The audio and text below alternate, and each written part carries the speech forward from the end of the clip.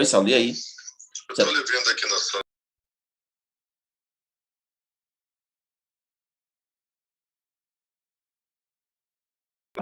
Vou fechar.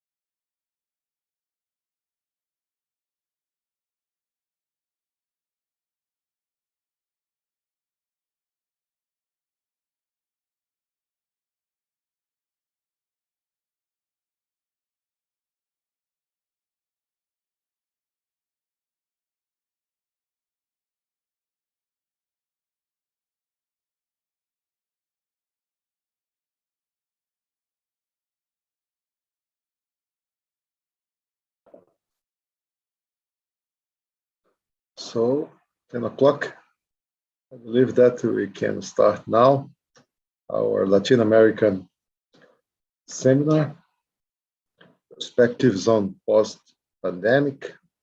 I am Saulo José Casale Bahia. I am trustee of the World Academy of Art and Science, fellow from this society.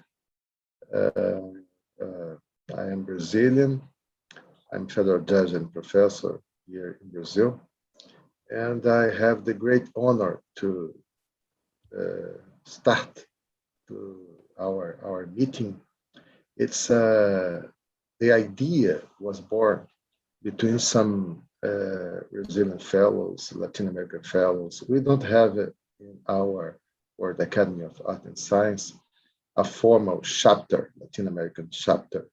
We have only a informal group of fellows, and we thought that we could produce some kind of event to discuss this theme, the post-pandemic perspectives. It is very, very important to the World Academy. When the World Academy celebrated its 60th anniversary birthday on last February, there was a big event called Planetary Moment in February. The World Academy was founded 60 years ago in Geneva. And the pandemic, the post-pandemic perspectives were discussed inside the meeting.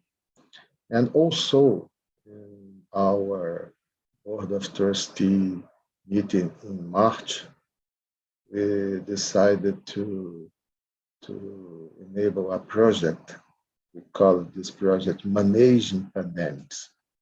And for this reason, we invited the three fellows that are involved with this project, Managing Pandemics: Thomas Reuter, Emil Constantinescu from Romania, Thomas from Germany, and Fadwa King from Egypt, to be with us in our meeting. So this meeting, it's an official meeting of the World Academy of Art and Science. And for this, we decided to use the English language, not properly the Portuguese or the Spanish language. It will be easier to us to use Portuguese or Spanish, but we decided to use the English to acquire a wider range of public, of audience, and the English is the official language of the World Academy, so we decided to use it. And all the records, all the speeches of the contributions from the panelists or from the audience will be available on YouTube and at the website of the World Academy, worldacademy.org. And for this reason, we decided, we knew that we could lose some interested people, but we agreed that it was important to communicate ourselves in a universal language like an English. It will be useful, very important. So the idea was initially to put Latin American fellows or people that could be interested in take part in some events, or even to be fellow in the future in the academy together, to know each other and share experience, to be together. And I believe that we acquired this goal when we received the affirmative answer from 27 people that will be with us in these 3 days of event, and we will discuss law, democracy, and society, education, science, and innovation, economy and development, and environment, and right to health, and the perspective of the pandemic of COVID-19. So I believe that it was a success to join all these panelists, scientists, artists, and thinkers that will be with us sharing their ideas, their thoughts about these perspectives about pandemics. And we are very happy to be now with a person that is our manager of the World Academy of Art and Science. He, who is an American social scientist and business consultant, is president and CEO of the World Academy of Art and Science, chairman and CEO of the World University Consortium, also full member of the Club of Rome, executive editor of Cadmus Journal, and president of the Modern Society in India, where he lives nowadays, Gary Jacobs. He will be with us with the role to give to us the introduction for our meeting. He will be the first speaker, and the idea is to give to us a general idea about our problem that we will discuss in these 3 days. And I would like to, after introducing you, my colleague Gary, I need to give to you the floor, and I would like to say more than time our happiness to be with you, to see you again, and your disposition to participate, to stay with us in our meeting, in our official meeting of the World Academy. So with us, Mr. Gary Jacobs, the floor is yours. Saulo, thank you very much for the introduction, and my thanks to you and all of our friends and the Brazilian representatives who have taken this initiative to organize this meeting. The topic is so important and so timely.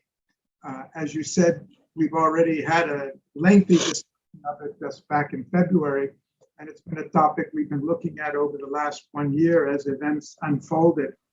But I think the topic you've chosen is very appropriate because as much as we are filled with the news on a day-to-day basis, and the news is not very encouraging, you and I are situated in the second and third countries most affected by the pandemic right now. And if we look at it in a larger perspective, this event is an unprecedented event in the last century. We've seen about 3.3 million deaths, but just to tell you what it's like here, 3 months ago, we had 10,000 new cases a day, and now we have more than 400,000. So it has gone 40 times in 3 months, and who can say what will happen in the future? So these are really unprecedented times.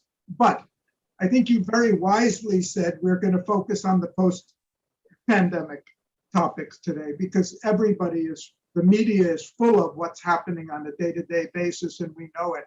But in order to do that, I'd like to put this in a little perspective before we go to the future, and before I touch on some of the issues of the future.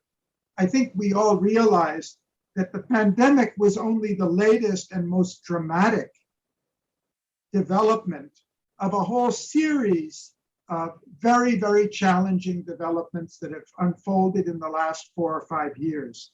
One of the immediate consequences, of course, has been not only fatalities and health problems, but very serious problems of food insecurity, problems of economic slowdown and loss of incomes, rising levels of unemployment, rising levels of human insecurity in all respects, not just in a health respect. And that's not all either, of course. Many of you, or most of our friends, are from the field of education, and we know this is massively dislocated education at all levels, all over the world. And I think it's important to realize even World War II probably didn't affect as much of the world as the pandemic is doing, because it's infecting people in every country of the world at every age in that time. Even before the pandemic set in America and in many other countries, we had a number of other very serious developments which are important to keep in mind for the post-pandemic period. We had a retreat from democracy towards autocracy in many countries and in many different forms. We've had a polarization of society very badly and seriously. We've seen it in America. We've had a return to competitive nationalism. We've had a resurgence of focus on national security and military spending and armaments spending. We had a weakening and undermining of the multilateral system at precisely the time when we needed it most. And we've had a severe decline in trust and confidence in public institutions, in national governments, in corporations, and particularly in the media and the news media, where the ratings have gone so low. So when we're talking about the future, we have to remember that it's not just a virus that we're dealing with. We're dealing with a whole confluence of factors that were there before, that were building up and have been aggravated by the pandemic, but will still need to be dealt with as we go further. But not all the news is bad. And again, I think it's important when we talk about the future that we should also realize that we should not just look back on what the troubles have been, but we should also note some very significant recent developments. As an American, I can't help mentioning November 3rd elections in the US, and there's been a sea change in many areas of policy in the US since then, very important to the whole world. You know, pandemic, however serious it is nothing compared to the threat of climate change, which is an infinitely greater challenge to the whole world. There are great similarities in it. And finally, the US has returned to the Paris Accord and taking very serious steps to catch up and make up for lost time. We've seen the US and Russia entered into the New START Treaty, a 5-year extension of the limits on intercontinental weapons, which was just about to be canceled. So we were really on the verge of a very serious backward step.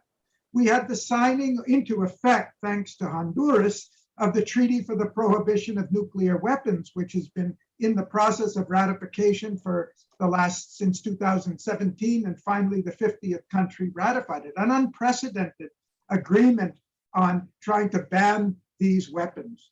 We've had a dramatic fall in the price of solar. We've had a dramatic increase in recognition that the future is in solar and electricity and non-fossil in renewable energies. Even the drama of General Motors announcing very recently, to everybody's surprise, that in 5 years they're phasing out petroleum-based cars was something inconceivable just 6 months ago. We had things like BlackRock, the biggest investment house in the world, announcing that they are disinvesting from fossil fuels and those industries that are damaging the environment coming out finally, after so much of pressure for so long, an unprecedented announcement. And we even had the World Economic Forum finally saying that shareholder value is not the purpose of being in business. We have to take care of all stakeholders. I think these are not things we should lose sight of. And the reason I'm emphasizing them is because as serious as the problem is, and as serious as our future challenges are, this is also a time of great opportunity. And if we understand why some of these positive things are happening, we can challenge ourselves with the question, which I hope we will be dealing with during this conference, is how do we leverage the magnitude and intensity of the challenges that the world is facing to convert them into opportunities? How do we leverage the pressure of the pandemic to really push for paradigmic change? And I'd like to briefly, in the rest of my comments, indicate some of the areas where I think not only that paradigm change is necessary, but it is feasible. And we almost need the pressure of a pandemic to force us out of our inertia, our vested interests, our complacency, and really make significant changes. One of them, the first I'd like to mention, and these are all issues that the World Academy has been dealing with, especially in the last 1 year in our project in collaboration with the United Nations in Geneva. We call it Global Leadership in the 21st Century. But as you know, we only began a process of looking into the future and looking at how we can make this paradigm change. And I'm very happy that we have meetings like this and your initiative that can help us take that work further, because that's the work on the agenda of the Academy for the next year or two. The first major change, I think, and something we're very concerned with and involved in, is in the very concept of security. It's time for us to really seriously redefine what we mean by security. And the pandemic is a dramatic example of that. And of course, the climate is a far, far more dramatic example of that. But we still have nation states stuck in this paradigm that security means national security supported by increasing military budgets. What good is our $2 trillion in military spending today doing to save millions of lives, to save and feed people who need it, to create jobs for people, to protect the environment and for the future? And the UN is working on this paradigm of human security. We need the redefinition we need is really human security, not national security. Human security, which covers all facets and dimensions of human life in terms of human rights, in terms of social equity, in terms of opportunity, economic, political, health, nutrition, food, democracy. It needs to be a comprehensive view. And the Academy is working now, we just finished a survey for the United Nations for the United Nations Human Security Unit on views of parliamentarians, civil society organizations, academicians, academies around the world on attitudes and recognition of this fact. And the data shows without question that there's a big shift in emphasis and recognition that we need a comprehensive view like this on human security. And the UN is activating their efforts on this concept. It's a 25-year-old concept, but they're now bringing it to the fore because they also feel this is really an opportunity for us to change the definition. Second very important issue I'm not going to dwell on because we spent a year discussing it in our UN project, but I think it's important to put it on the table. We need to reinvent multilateralism because the pandemic has come at a time when the emphasis on multilateralism was in retreat. We were withdrawing our effort and our attention and our funding and support and going back to national level activity. And we've been faced with a crisis which can only be tackled when we tackle it together. It doesn't matter how hard some country fights on the pandemic, but until we get rid of this thing, until we protect people all over the world, nobody is really safe unless you're going to just close all the borders and go into a vacuum, and still we won't be safe because the whole world economy is held in hostage by this. World global travel is held in hostage by this. So we just need a serious effort to try to redefine our multilateralism in a much more inclusive fashion. And we talk about the role for civil society in it, the role for academia and science in it, the role for business, and the role for other organizations as well. In fact, just 3 weeks ago, we had an event, we call it Boss Talk, where we looked at 3 proposals for redefining, opening up the UN system to let in much greater voice of civil society, which is civil society is a much stronger entity in the world society than it was even 20 years ago. No comparison with its status when we were in the beginning, when the UN was founded. And we talked about 3 proposals for that. I'm not going to mention them again, but I would like to mention one that's hot on the agenda for us now. We think that global society needs a voice. Humanity has no voice today. Unless we consider the voices of our national governments and the politicians in national government when they go to the UN and say, we will not eradicate nuclear weapons and we're not going to band together on climate or whatever it is, unless we consider that the voice, there's no direct voice for humanity. And we think it's really important that humanity begins to hear, we begin to hear each other. We need a mirror so we can hear what the rest of the world is thinking, not just what national governments and diplomats are thinking in the General Assembly and the Security Council. Another very important area, which we'll all agree, is economy. And the changes that I alluded to earlier are very significant because the Academy's been working for a decade on the argument that we really need to challenge fundamentals of economic thinking. And some of our colleagues here, like Dronilio, have been pioneers and strong advocates of this for decades. And this is really the time we need to do that. We need to challenge the way money is being invested.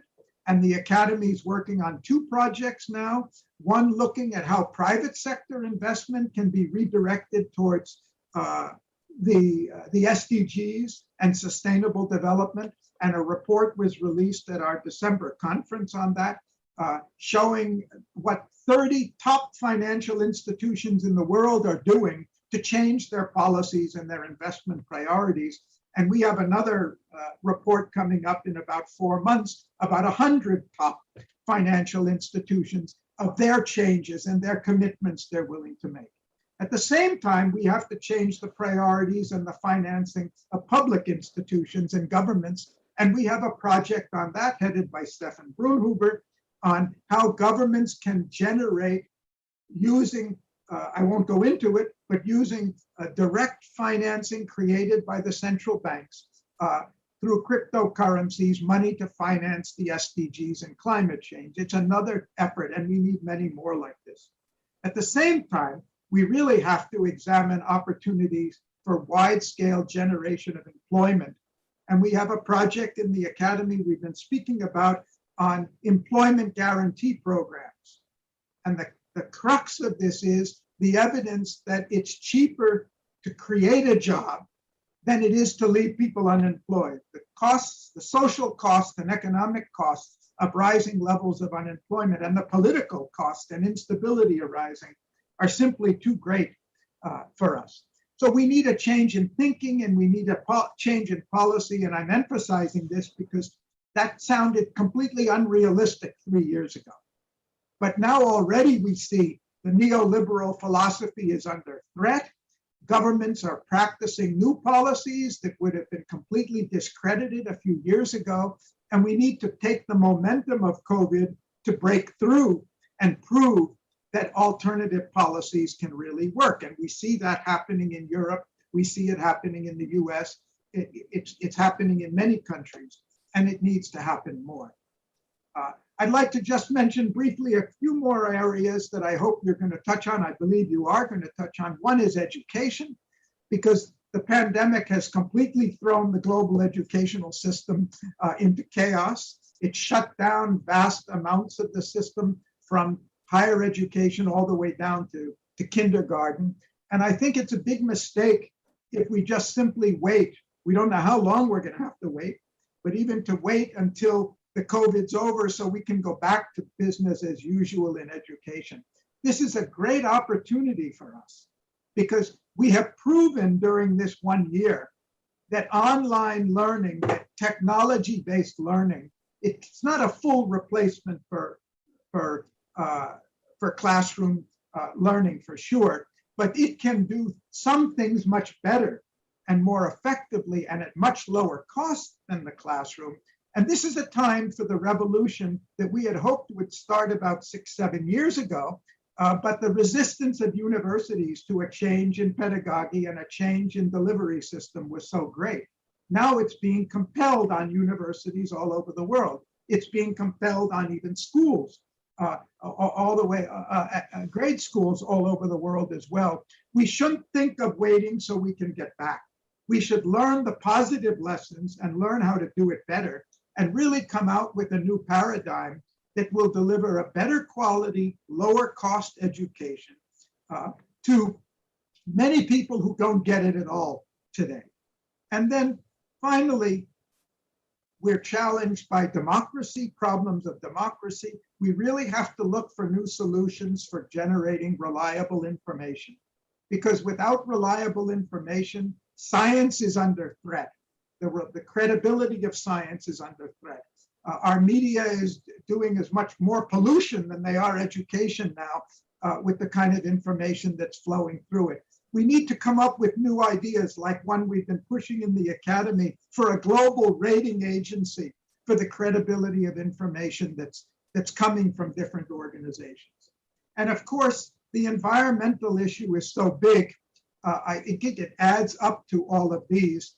I would only like to flag one more, and that is the governance of technology. We see growing concern about the tremendous power of the concentration of power in a few technology organizations. We have another program coming up on the 24th in the Academy on the governance of technology for social welfare, ethics, and equity. And again, I think that the thinking in the world is changing now, where this is not just a neoliberal free-for-all anymore. We have to ask ourselves and ensure that our technology is really delivering human welfare and well-being as well. So with that, I'd like to stop and congratulate our friends for organizing this meeting and looking forward very much to the presentations and discussion in the next 3 days. Thank you. Thank you, Jagger. Thank you very much. Your general idea or vision about pandemics was perfect for this introduction for our meeting. We will discuss economics, we will discuss health, we will discuss all these perspectives that you brought to us during these 3 days. And tomorrow we will start at 9 o'clock. With a break, but today we will work without a break. We'll start the session 1 immediately. But I have to introduce to all the audience the organizing committee. We have here Daniele Sanji Pinheiro, she is on the screen. We have Heitor Gugolindo, not yet participating. He will be at our closing session. Leandro Saavedra Rivan, he is with his beautiful beach behind him. Heron Gordilho is present here. And also Joanilio Rodolfo Teixeira from Brasilia is on the screen also. So we are the organizing committee, and we invited all the Latin American fellows to take part of this meeting, and most agreed and joined with us to this meeting. We will be together. We will hear all of them in the next today and tomorrow and after tomorrow. So we need to start immediately. Thank you, Gary, very much. Stay with us. Our first session is about law, democracy, and society. We will have here Thomas Reuter from Germany, me, Sergio Bittar from Chile, Heron Gordilho from Brazil, Alessia Malacani from Italy, Juana Branda from Romania, and we wait, he is not yet here, Winston Nagan from the United States. So now I would like to introduce to you Thomas Reuter. He will be the first speaker. I would like to only explain about the rules of our panel. Each panelist has 15 minutes in total to do his presentation, and he can directly share PowerPoint files or Word files or PPT, PDF files on the screen. And I will advertise when 10 minutes is reached, and when only 2 minutes, and when the time is finished. And I would like to ask all the panelists that let's try to respect the time, because we can't stay too much long and stay too much at the session. It will be tired for the audience. So let's start. I'd like to introduce Thomas Reuter. For all of you, Thomas Reuter is a fellow of our academy. He is in the head of the project of the World Academy Managing Pandemics. He is an anthropologist at the University of Melbourne with a research focus on Indonesia, sustainable food systems, and on transformative social change. He is on the board of the World Academy and past chair of the World Council of Anthropological Associations, and a frequent advisor to international organizations and national governments. So thank you very much. Yeah, Thomas, the floor is yours. Thank you, Salo, for your kind introduction, and I'll try and share my screen now. Okay. How is that? Can you see the panel, the slide? Perfectly. Okay. Yes, perfectly. Excellent. Then we can start. Now, I'm going to talk a little bit about the impact of the COVID pandemic on human security, and also the lessons that we might learn from it. Now, initially, this pandemic seemed to be relatively indiscriminate, an external shock, you might say, because the direct impact of the virus was indiscriminate. Nobody on this planet had any immunity to it. And furthermore, apart from the original victims in Wuhan, in China, by mid-April last year, the demographic group with the largest viral infection risk were the privileged jet-setting international elite and their social contacts. This explains the instant and serious global recognition that the crisis received as soon as it expanded beyond China.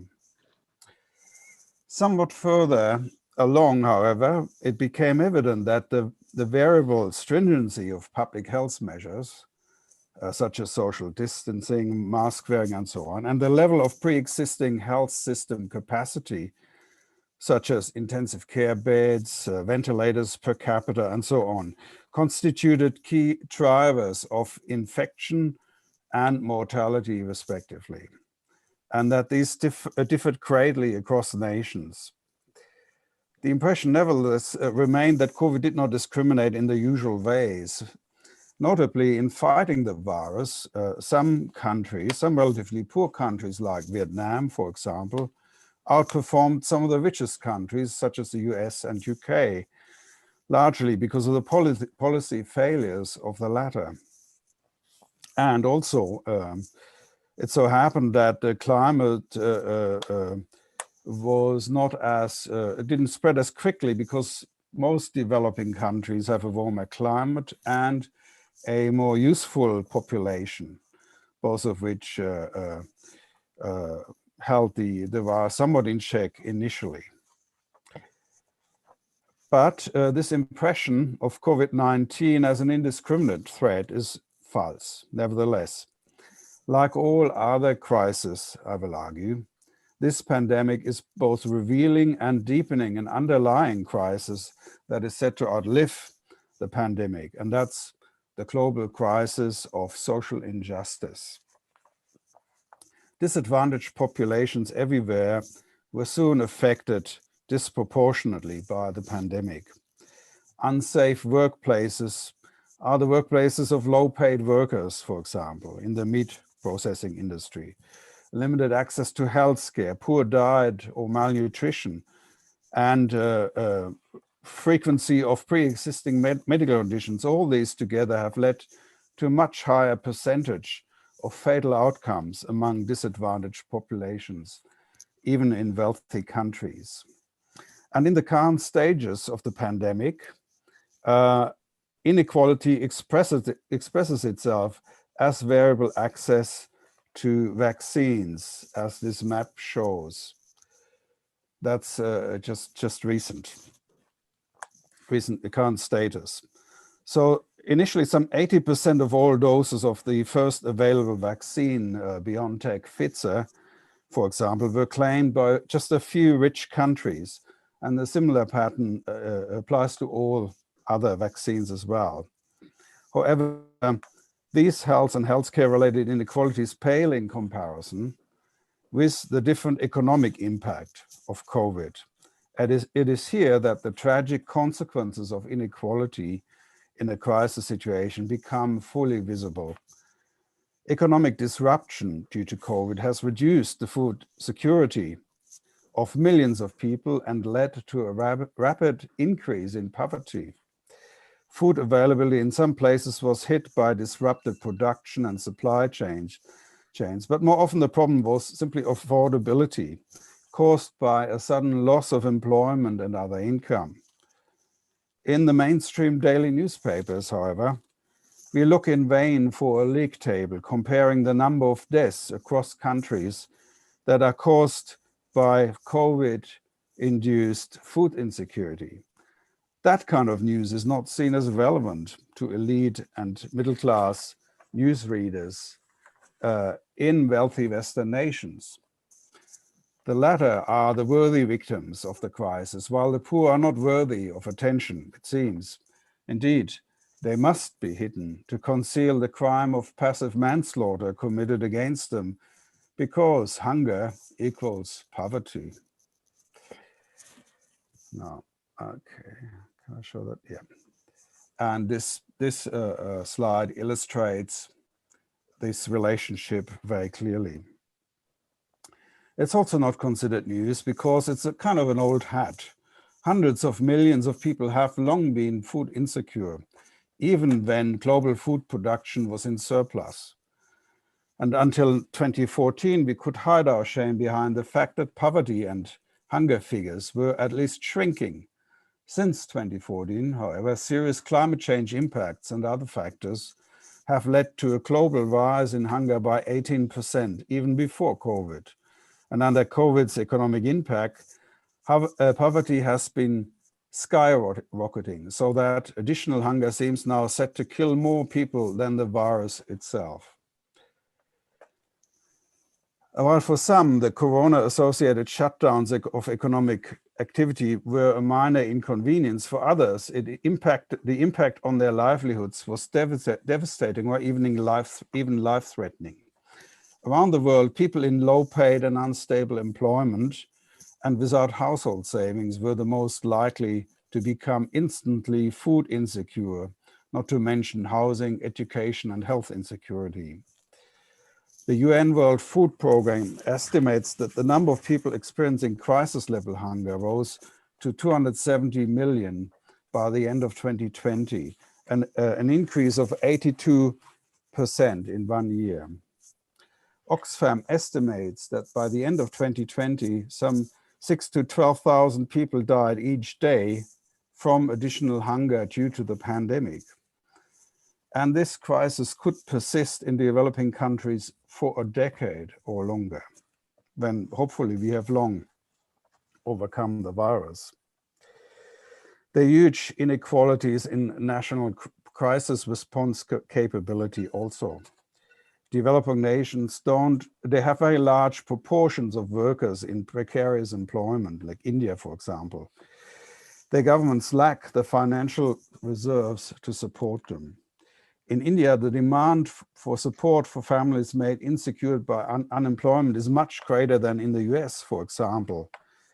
But there aren't the resources to match a response on the scale of the 2.2 trillion US dollar CARES Act, which US Congress passed in March 2020.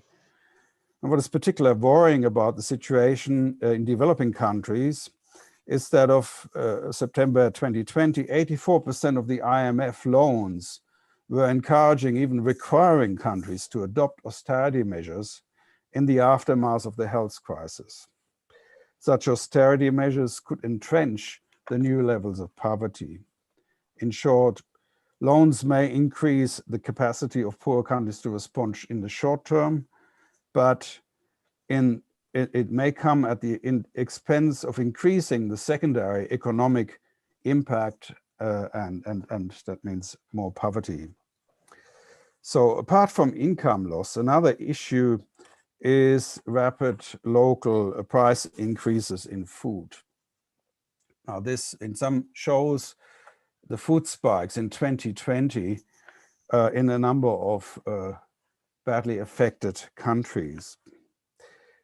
Now, for example, in South Sudan, due to COVID restrictions, conflict, and climate change events, together there were enormous increases. The average retail price of wheat, for example, doubled. And in November 2020, the FAO named 4 famine hotspots. Burkina Faso, Nigeria, Sudan, Yemen were among them. And yet, also a recent ISC report estimates that overall, the number of lives threatened by acute hunger is expected to double due to this crisis. This is huge. And 2021 is predicted to go down in history as a year of famine on a scale we have not seen for decades. Okay, and this is, of course, in many of these countries on this list are ones that are also heavily affected by climate change, a global problem for which these populations bear almost zero responsibility, but which disproportionately impacts on them already. And this is where social injustice and environmental injustice combine and reinforce one another. On the other side of the story is, of course, that the rich have been doing very nicely from the pandemic. For example, American billionaires increased their net worth by 30% in this last year, because of the massive stimulus and flow of a tidal wave of new money into assets, as most of you would be aware.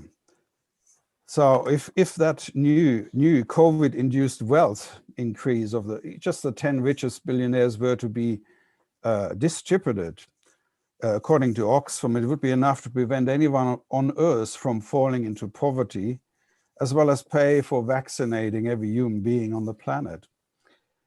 But instead, what we see is that inequality has risen this last year in every country on Earth for the first time, simultaneously, that is.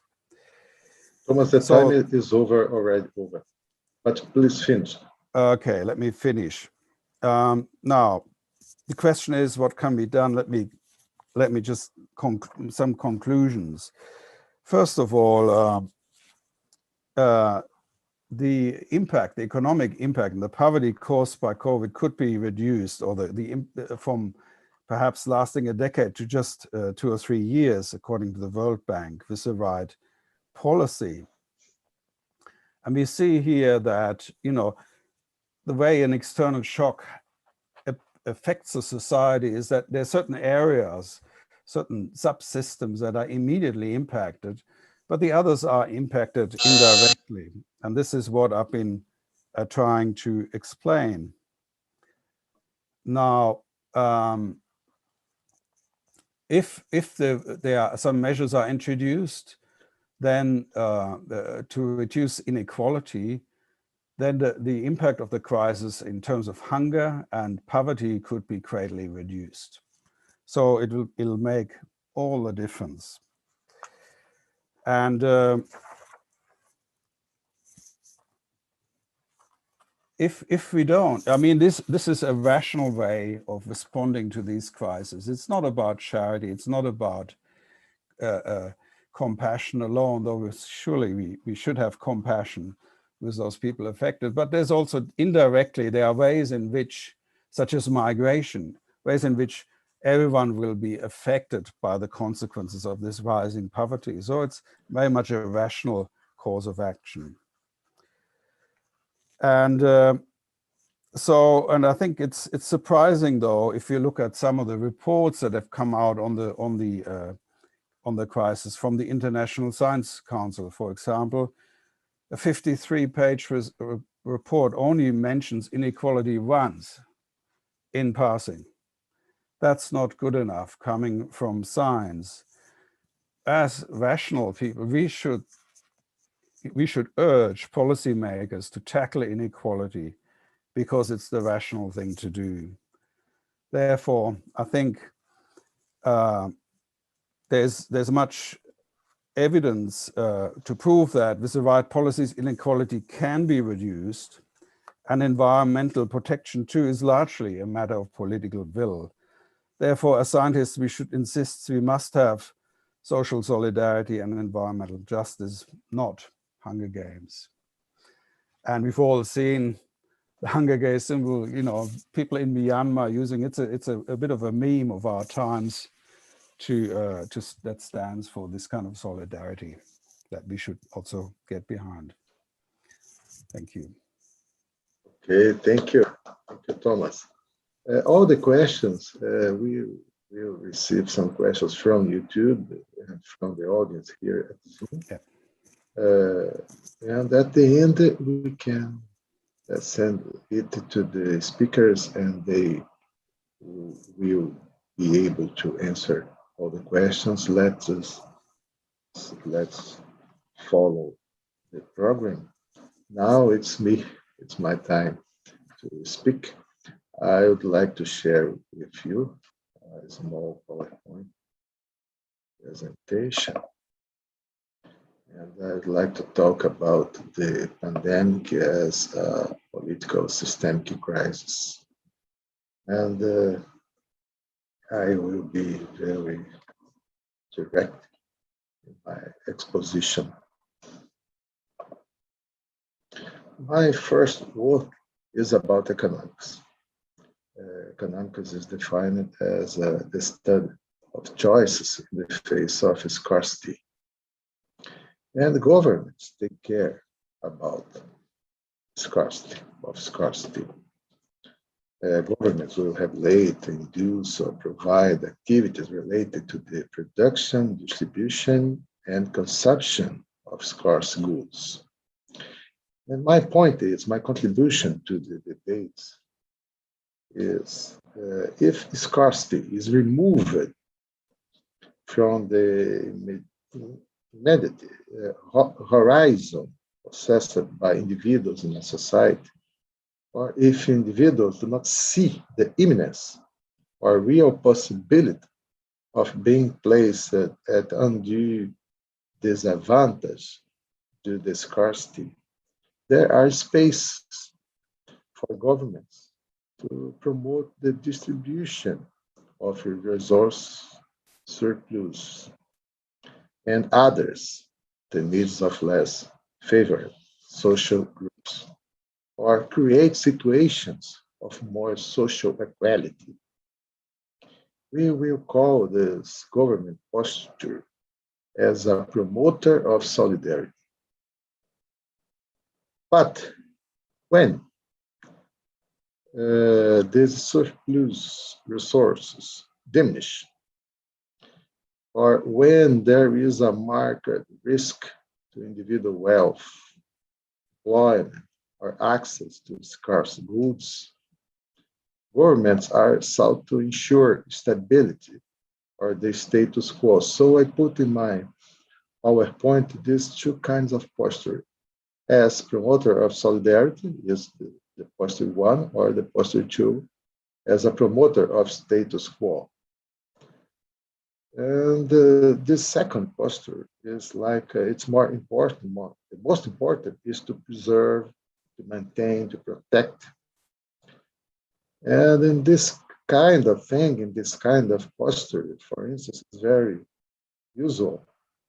The government's fight against immigration, control immigration to guarantee domestic employment for nationals, even if creating physical walls, or encourage the population armament with the facilitation of acquisition of personal weapons to increase the feeling of individual, physical, and the patrimonial security, etc. So we call this second posture as individualistic posture, individualist posture, in competition with the fraternal posture, the promoter of solidarity government. And I would like to say that I'm speaking about left-wing and right-wing governments, basically. I can associate left-wing governments with the figure of promoter of solidarity, and right-wing movements as a promoter of status quo. Left-wing governments tend to be linked with the ideas of fraternity and solidarity, acting through social reform. And right-wing governments are often attached to an emphasis on security and individual protection, acting through individual development as a basis for the social development. The idea basically is the individual development will create the social development, is the idea of the right-wing posture. And I would like not to criticize exactly this kind of posture, because it depends on the circumstances. It depends on the wealth that will be able to be distributed, if there are resource surplus or not in a society. It depends on the moment. So there is no right or wrong about it. And what happened? The COVID-19 pandemic found countries with left-wing or right-wing governments. And some countries started with against the dissemination of the pandemic to adopt a lot of measures. And this posture of the government has a direct relationship with the kind of measures that they adopt. They varied enormously. Governments were forced to enact lockdowns. We know that lockdowns are very unpopular measures with high economic costs, potentially generating unemployment, loss of jobs, loss of income. But this idea of lockdown is basically based on the idea of solidarity, of common sacrifice. There are even initiatives for the approval of taxes on large fortunes, aimed to gather resources to fight against the COVID-19, the wealth tax. Argentina, Chile, Bolivia, some North American states like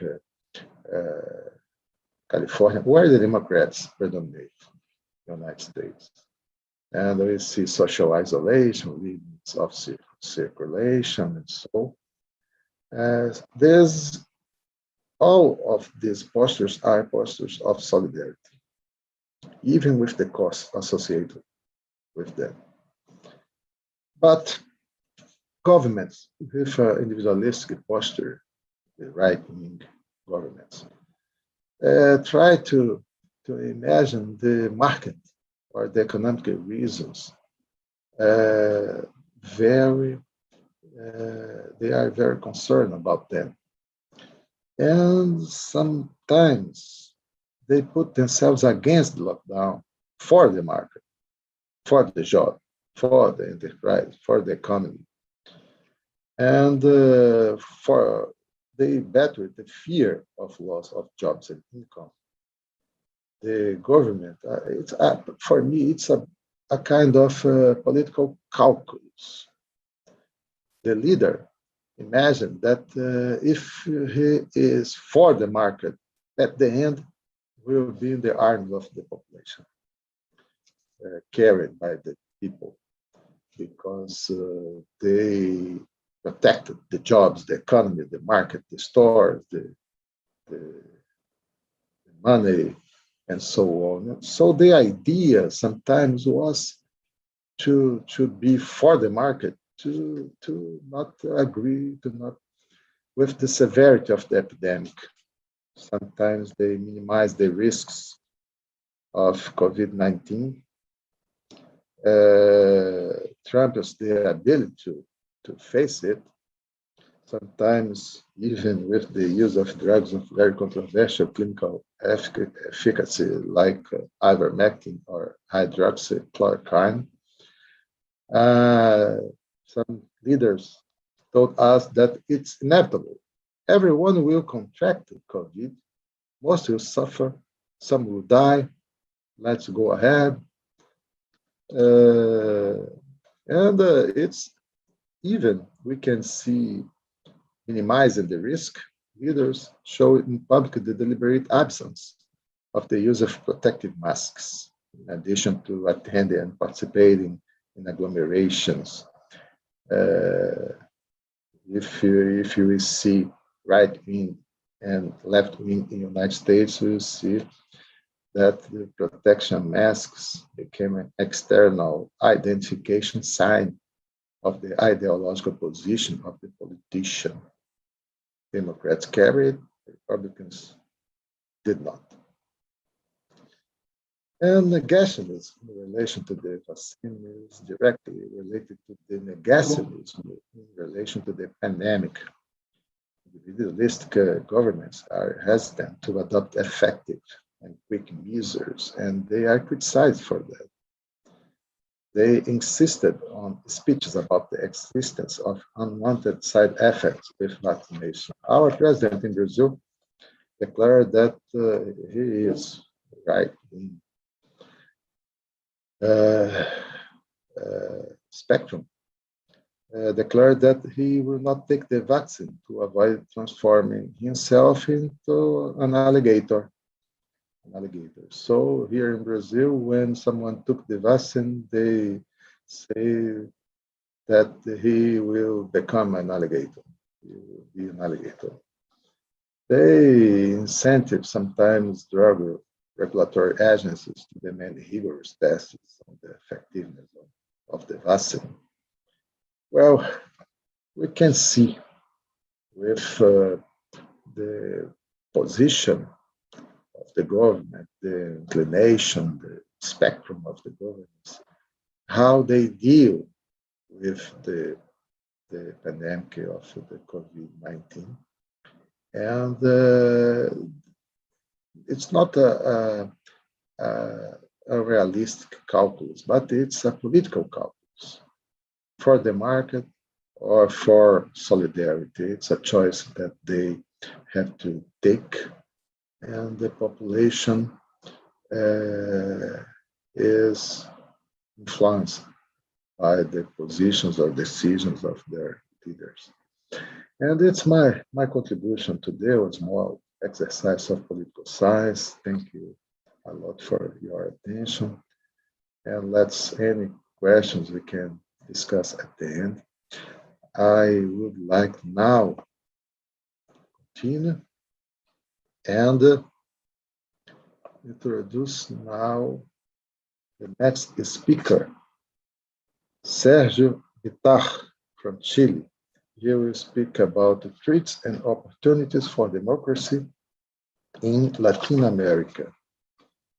Our colleague, Sergio Vittar, is a member and non-resident senior fellow at the Inter-American Dialogue, where he directs the Global Trends and Future Scenarios project, a member of the board of advisor of the International Institute for Democracy and Electoral Assistance in Stockholm, president of the Consejo Chileno de Prospectiva Estrategia in Chile.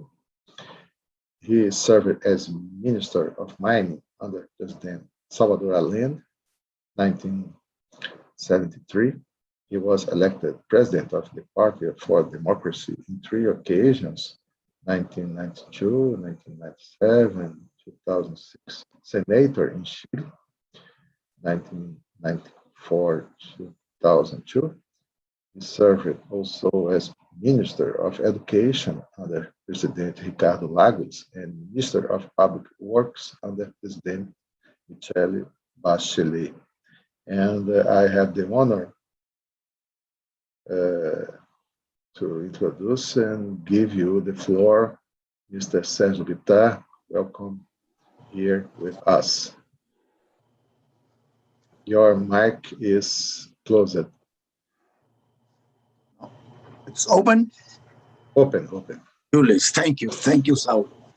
Well, let me thank first your invitation from the World Academy of Arts and Science, the invitation of Saulo, and also my friend Leandro Saavedra, who's with you now.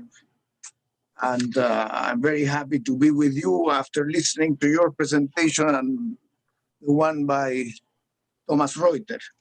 And I will be based in my comments on your two presentations because they emphasize the issue of inequality and also the issue of the state to face what is going on. My presentation will be centered in two main points, referred to Latin America, mostly thinking in the future after what we are living now. And those are based on the work that we have been doing at the IDEA, the Institute for Democracy and Electoral Assistance, on the future of democracy, the threats to democracy. And there is a report that is coming that would be of your interest in a few months called The Global State of Democracy, with a chapter on Latin America that will come out in a few months. That's the second one that has been published, with a world analysis.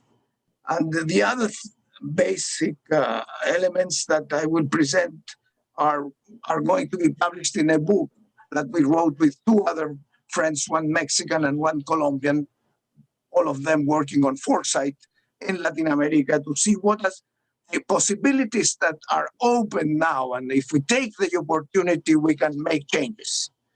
My first point concerns that overcoming what we are living now needs reinforcing democracy. That all reforms should be an integral part and coherent part of the process of change, but ensuring democratic governability.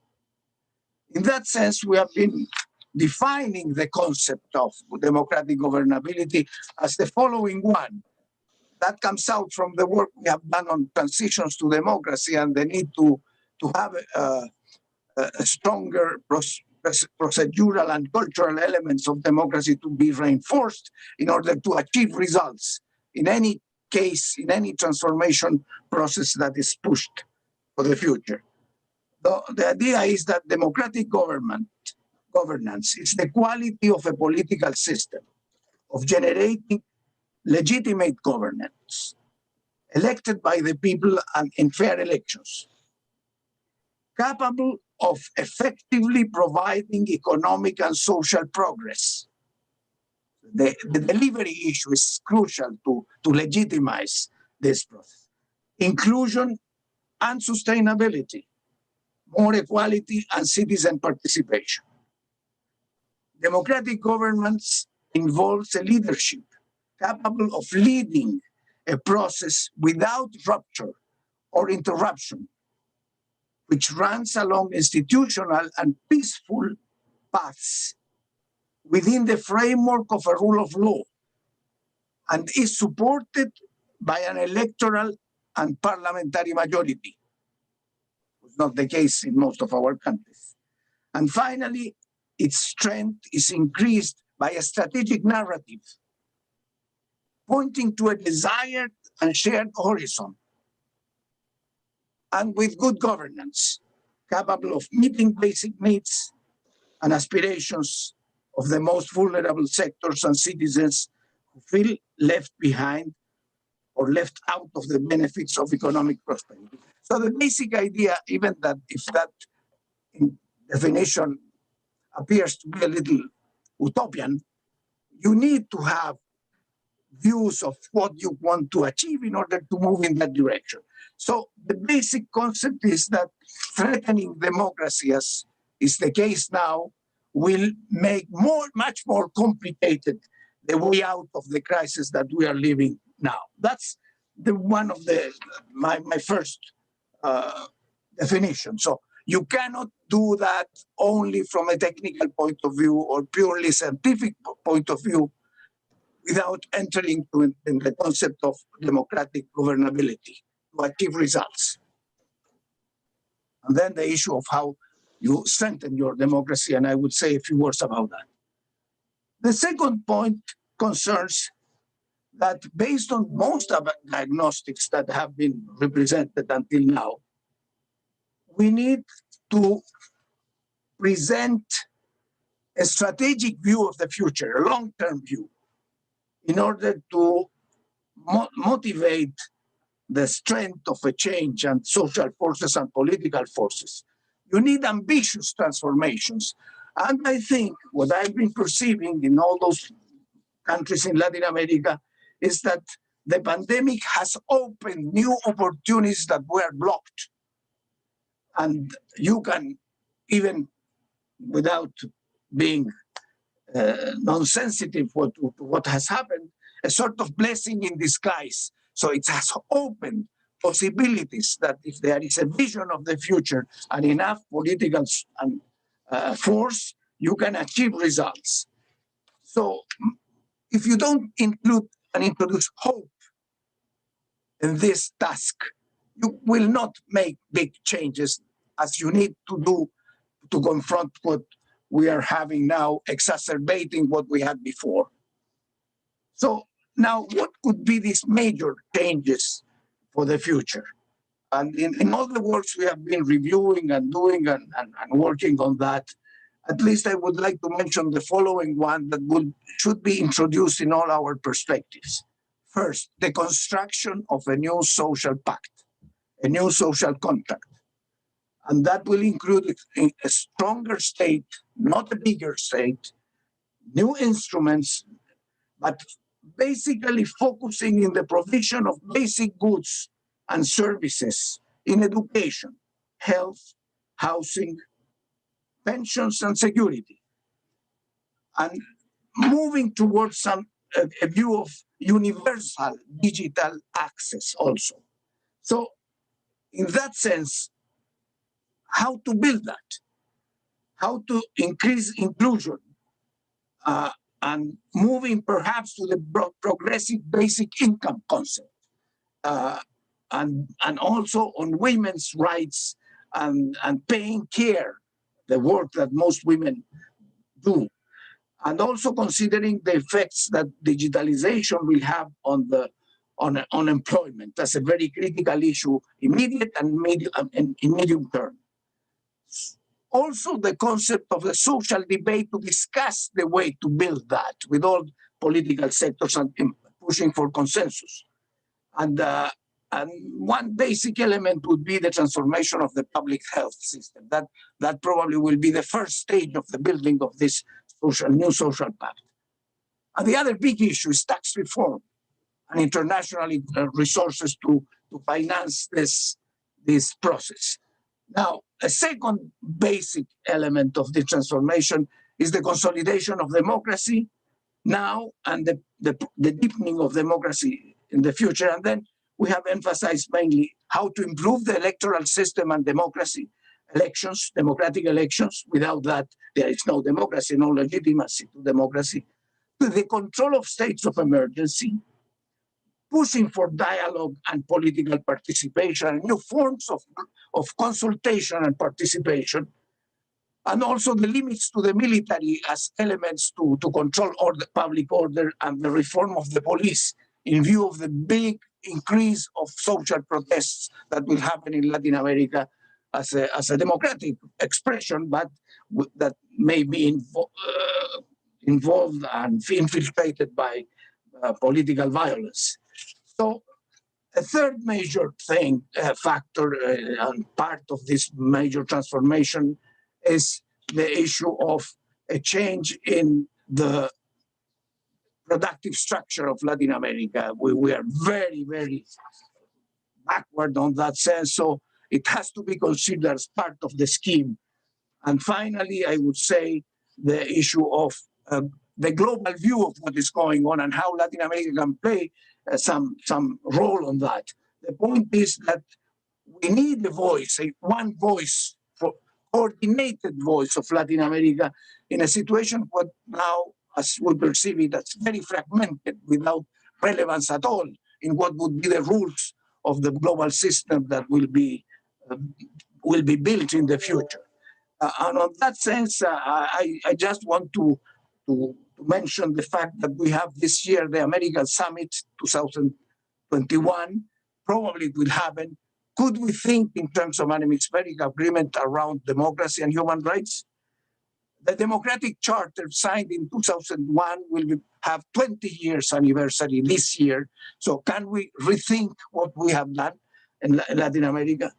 The G20 group, there are 3 Latin American countries there with no connection among each other. Could we advance on that and to have one's voice on that? 10 minutes. The issue of, that's good, the issue of US and China. Should we have a common view on the bipolarization and how to multilateralize this process? And also the relation with the European Union on human rights and democracy. So that's a very important issue. And of course, on this one view of Latin America is the issue of international finance, the role of IMF, the role of the World Bank. And let me just finish that with this point. The force of a new proposal for transformation and a new narrative could inspire a political reform and a political transformation in Latin America. And that should permeate political parties, government programs, national debates.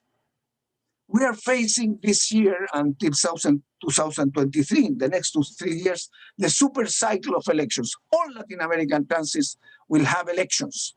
So my point is that an emphasis on the democratic governability and on big transformation and introducing those concepts in those programs, in parties, in the debate, national debate, I would say that it's an important opportunity to get out of this crisis and to move towards a more desired and positive future by all the region of course, adapting the situation to each one of our countries.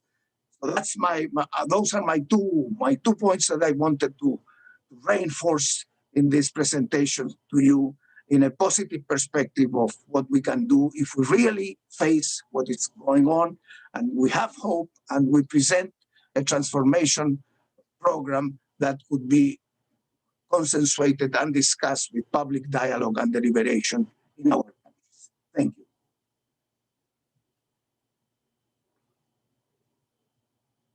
Obrigado. Gracias. Thank you, Professor Sergio. And let's discuss at the end. Let's follow the program. I would like to introduce now Heron Gordilho. Heron Gordilho is PhD in law at the Federal University of Pernambuco, Brazil, postdoctoral studies at the École des Hautes Études en Sciences Sociales in Paris, postdoctoral studies at Pace University Law School, New York, United States. He is law professor at the Federal University of PE and also at the Catholic University of Salvador. And he is also fellow of the World Academy of Art and Science. And the floor is yours, dear Heron. Please start. Okay. Thank you, Professor Saulo, Professor Gary Jacobs, and Professor Leandro, Daniela, Professor John Miller, all the fellows of World Academy of Arts and Science. I would like to talk about the law of democracy and society and talk about the ideological divide or political divide in the world and try to demonstrate how this kind of divide have influence in the result of and the number of deaths around the world. I was make an insight because the pandemic is not finished yet. So, and I don't make any empirical research about this subject, okay? But it's just an insight, and I will talk about my theoretical reference here will be Émile Durkheim, a French sociologist who he's died in 1970, and Professor Émile Durkheim, and one of the most important sociologists around the world. They talk about the suicide, is the seminar book and over of Professor Émile Durkheim. He talk about the suicide, and he used the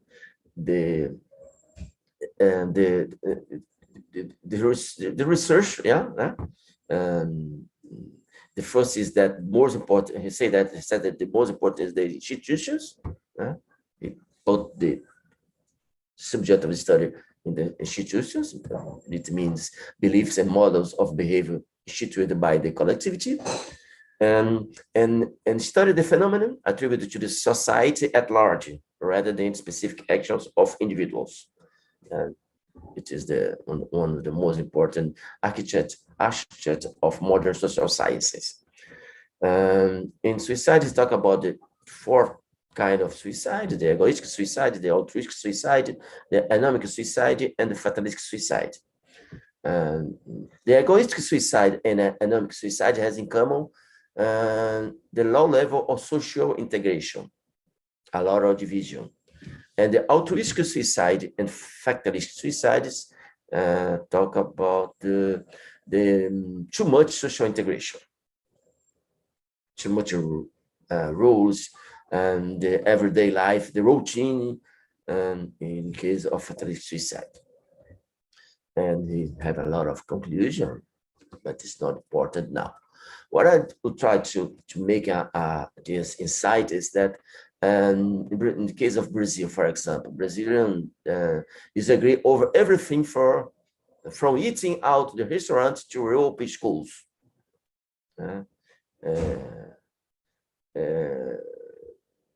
No country was politically divided over its government ranking of the outbreak as Brazil. Brazil is Brazil and the United States is probably the most divided countries in the world.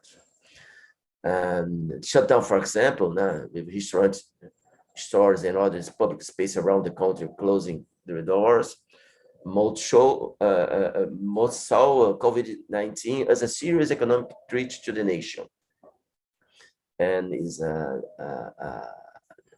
disagreement between the Brazilian on the effects of the pandemic among workers with lower incomes and less formal schooling. And is there a lot of division between the government measures, restrictions, the dispute over shutdown, social distancing, and mask pointing to partisan different over whether the country should place greater emphasis on stopping the spread of the virus, or on restarting the economy. It is the center of this division. For the sake of the economy, this kind of place should open up even without a significant reductions in infections. It's a question. Social distancing were helping to reduce the spread of the virus a lot. A growing number of cases was primarily a result of increased testing. For this reason, the Brazilian government do not test your people. The president of Brazil said that a lot of events without mask, without people around, join with people, and say that mask is not good, that and he is very worried about the economy. I think that the economy is more important than the life of the people. The school closed, I mean, is a problem. In Brazil, people say it's not good for education. Brazil has a lot of problem with educational level. And for this reason, Brazil today is between the most populous country, the first one in death per million ranking, more than United States.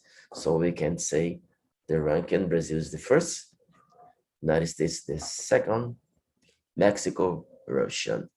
And so it's showed that the political division and ideological division contributes, because you have some kind of economic deaths. We have a lot of rules. We have a lot of rules with the pandemic, a lot of restrictions. Yeah. Too much social regulations.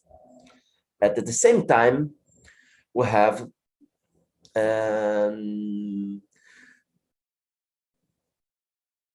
insufficient social regulation, because the far right government in Brazil said that it's the real man don't have fear of COVID and most to face this pandemic. For this reason, some people do not use masks, do not stay in isolation, do not respect the rules, and a lot of people die and spread the virus. So it is we have millions of deaths in Brazil. So we have at the same time the egoistic and the altruistic death. Altruistic because people of far right agree with this ideological behavior of our president that say you have to face the pandemic, because they have a sense of belonging in this ideology.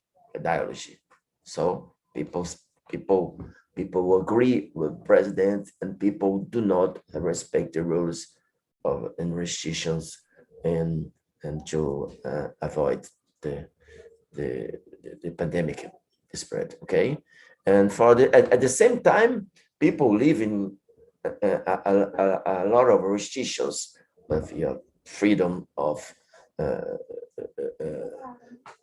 your liberty and freedom of going for everywhere. So we have a lot of problem in this guy. So it's not a empirical research, it's just the second-hand sources when I try to demonstrate that countries where political divide is so strong, and the government measure is not respected, and so we have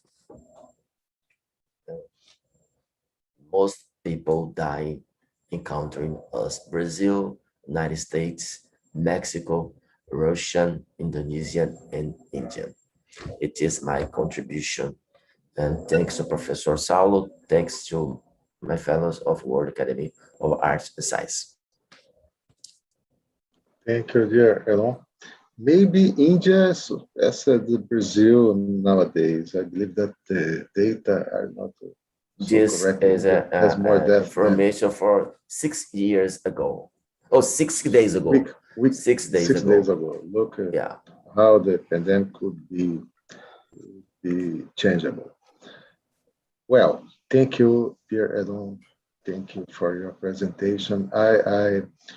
As we have 7 speakers, I would like not comment all the presentations. I would like to introduce to you Alessia Mariacani from Italy. She will speak about ecosphere, biosphere, infosphere, the new structure of context.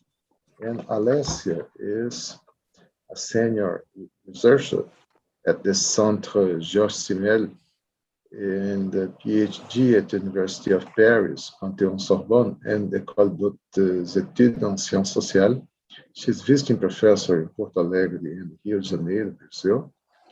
Her research activities focus on philosophical aspects of revolution through the epochs and struggles of European resistance in the contemporary ages and today. So, Alessia, where are you? Yes, I can see you now. She will be visiting professor at the Federal University of the year as soon as possible also. So, Alessia, please, the floor is yours. Go ahead. Thank you. Thank you, Mr. Chairman. Thank you to the speakers, and good morning or good evening, everybody. If there is something we can be sure about the whole thing called pandemic, is that what comes next will be different. Different from and then before. So for the purpose of the didactical nature of the current note, globalization and the effect of the post-Cold War. What is also presented as a new world order, whatever that formula could mean actually in the different contexts, from the fight against global terrorism to the ascension of that Washington consensus that is so hard for the leading subjects to concretize in action. So different from and then, what this pandemic was meant to be in its first coming out. Briefly, one of the worst effects of the crisis of globalization, a very short time, alleged to imply the crisis of USA hegemony. The government proved itself to be vulnerable, one more time, and incapable of facing the health and symbolic crisis embodied in the virus, as it was an expected terrorist attack, as well as different from what was meant to be for the future, both in politics and society, in culture and economy, in imaginary and symbolic dimension. There is in a gross draft the second Cold War as an info war. So as my colleagues openly draft an outlook for the future and the world to come, I'm here devoted to bring a brief survey on over what the future will be different from. As it should be clear enough that the vision of the pandemic should not debut with the patient zero's tracking and should not see the curtain down with the last patient's dismissal.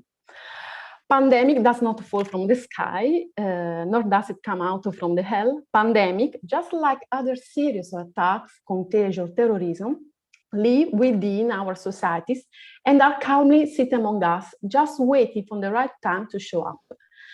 This pandemic view of the world provoked by the virus or by an act of the so-called sharp power, the most dangerous product of the new global order, is entirely on us. Our fault, our responsiveness.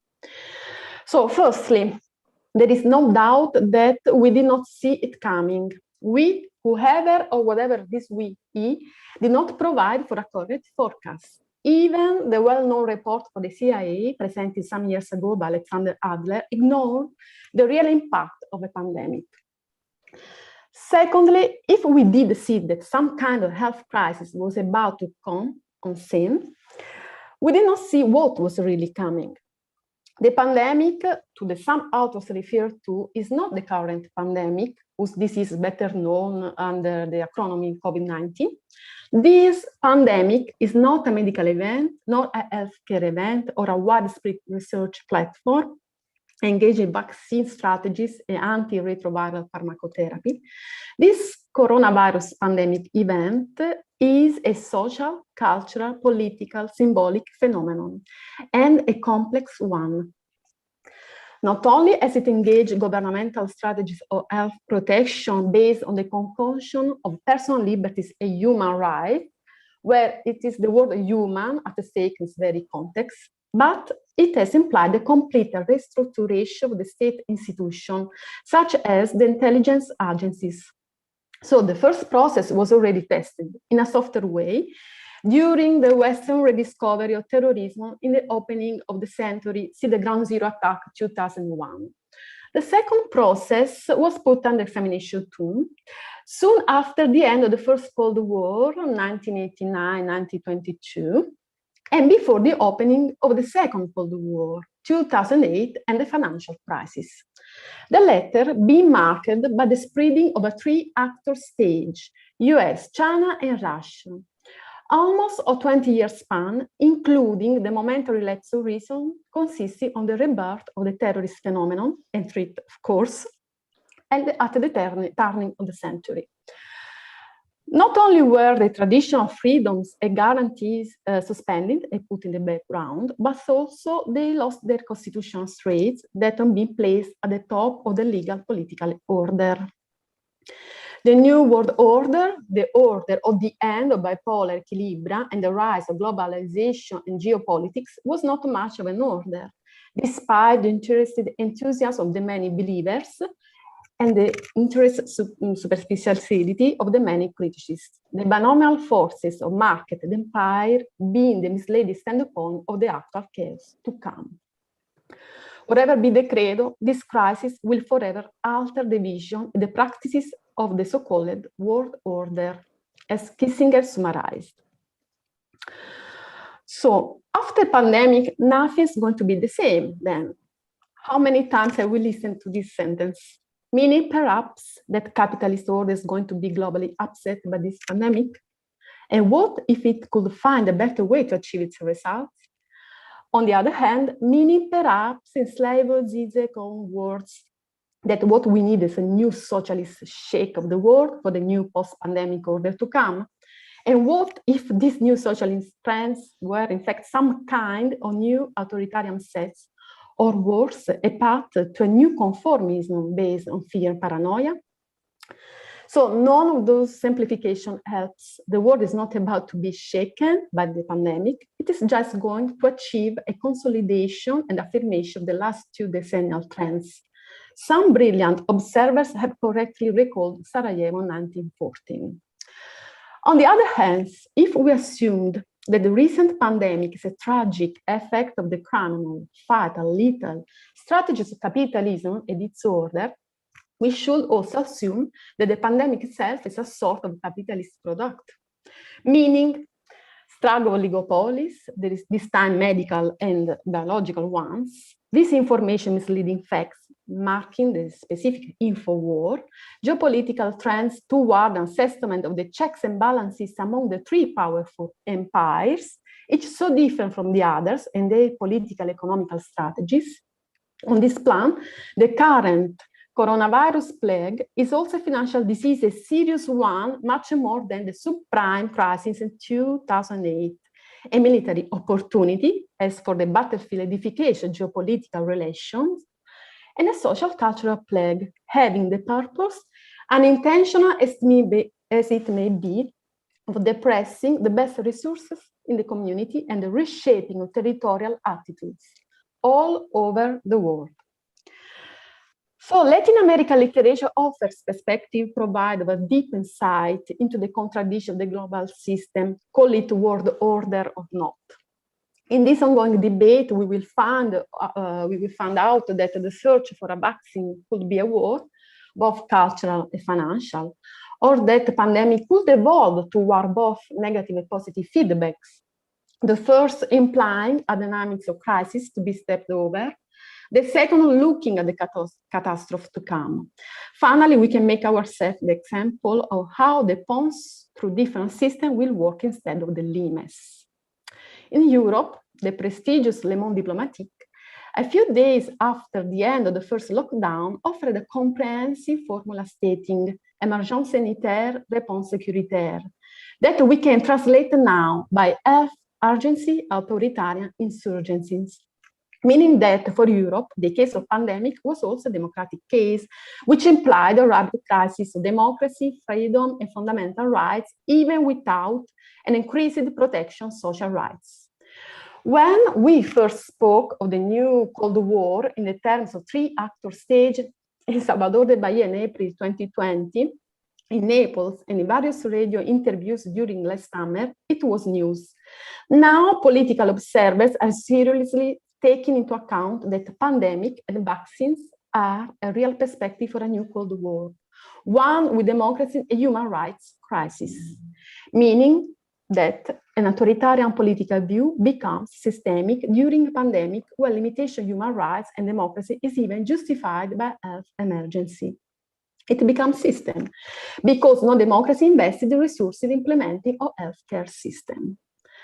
So, after pandemic, the second Cold War will become a three-actor stage, definitely US, China, and Russia. None of them being isolated from the context, none of them being holistic and are contradictory inside of it. China being in this context a latecomer, given of a particular resilience and capacity of reinventing its role and the political aspects of its global dominance. After pandemic, no illusion that the soft power, which marked the first Cold War, war of spies and info war, as well as cultural war, is now becoming a sharp power. Disinformation and cyber attacks being only the more visible strategies applied, without even mentioning the many financial results and the perspective of state failure and the national economy default. So after pandemic, the military approach, for instance, the policies of constant repeated lockdowns and the withdrawal of the principle of self-defense as a person in the community more than as human being in danger, will reduce the space for self-enhancement as a part of the social body. What Foucault called somatocracy being the other side of what Foucault called the mandatory principle of social protection, il faut défendre la société more than the individual. After pandemic, on the one hand, we should reasonably trust science and research because the biggest result of pandemic in the US is that the Emory Hospital in Atlanta, maybe one of the most important centers for virology and epidemiology all over the world, worked for free in order to cure as many patients as possible, 2,000 deaths, over 10 million inhabitants, while in Lombardia, which is the richest county in Italy, 20,000 deaths were recorded over 10 million inhabitants. because of the fact that in the first 30 days of pandemic, more than 3,000 articles were written for peer-reviewed medical publication. What is important here is the ongoing of scientific debate, just like as for peace and justice. What is important is the ongoing political and legal debate, always shaping and redefining paradigms on the one hand. After pandemic, on the other hand, we should distrust the big data approach. Both the nation's secret services, they prove their structural, functional unaccountability, and by governmental ad hoc commission expertise committees. They prove their incapacity of prevention, of contention, as well as risk containment. So after pandemic, we should not be naive. Nothing has changed. Less than anything else, the virus strategy, celebrating its 8 million years of cohabitation with our species and its ancestors, mostly years of cooperation for the sake of coevolution instead of mutual destruction. What is going to happen is a kind of restyling. In very, very short words, a little more aggressive China for a more vulnerable Western world. During another great plague of the past years, whose effects are still acting in different countries, a singer named Billie Holiday wrote a very beautiful song, whose lyrics are those that follow. Them that God shall have, them that not shall lose. So the Bible says it still is news. Mama may have, Papa may have, but God bless the child that God is on, that God is on. 7th Avenue, New York City, May 9, 1941. 80 years ago, the plague was a combination of war, world war, racism, poverty, discrimination, lack of social services, drugs abuse, police abuses, depression, epidemic in the cities, stagnation economy, renewed trust in military solutions, hope for the new European colonization, lower life expectancy, streptomycin therapy just introduced in anti-TBC treatment, immigrant and black soldier in the army. Them that God shall have, them that's not shall lose, but God bless the child, that's God is on. Thank you. I'm very, very quickly. Thank you, dear Les, respecting the time. Thank you for that. And you expressed the vision from Italy, of course. We have now a vision from Bucharest, Romania, from our Oana Branda. Thank you to come, Ms. Oana. Oana is lecturer in international relations at Universitatea Titu Maiorescu, Bucharest, Romania. And will join us. She works with Emil Constantinescu at the Levant Institute, right? So know or read about the World Academy and join us with this effort. At the end, we will stay with Winston Nagin, the last one speaker. We speak after her. So, Ms. Oana, the floor is yours. Thank you. You speak about law, democracy, and society. Yes, it's a bit of a combination. Actually, it's going to be a presentation. I will start my share screening, if it's okay. I hope it works. So first of all, thank you for the invitation. Good day, good morning, good afternoon to everyone.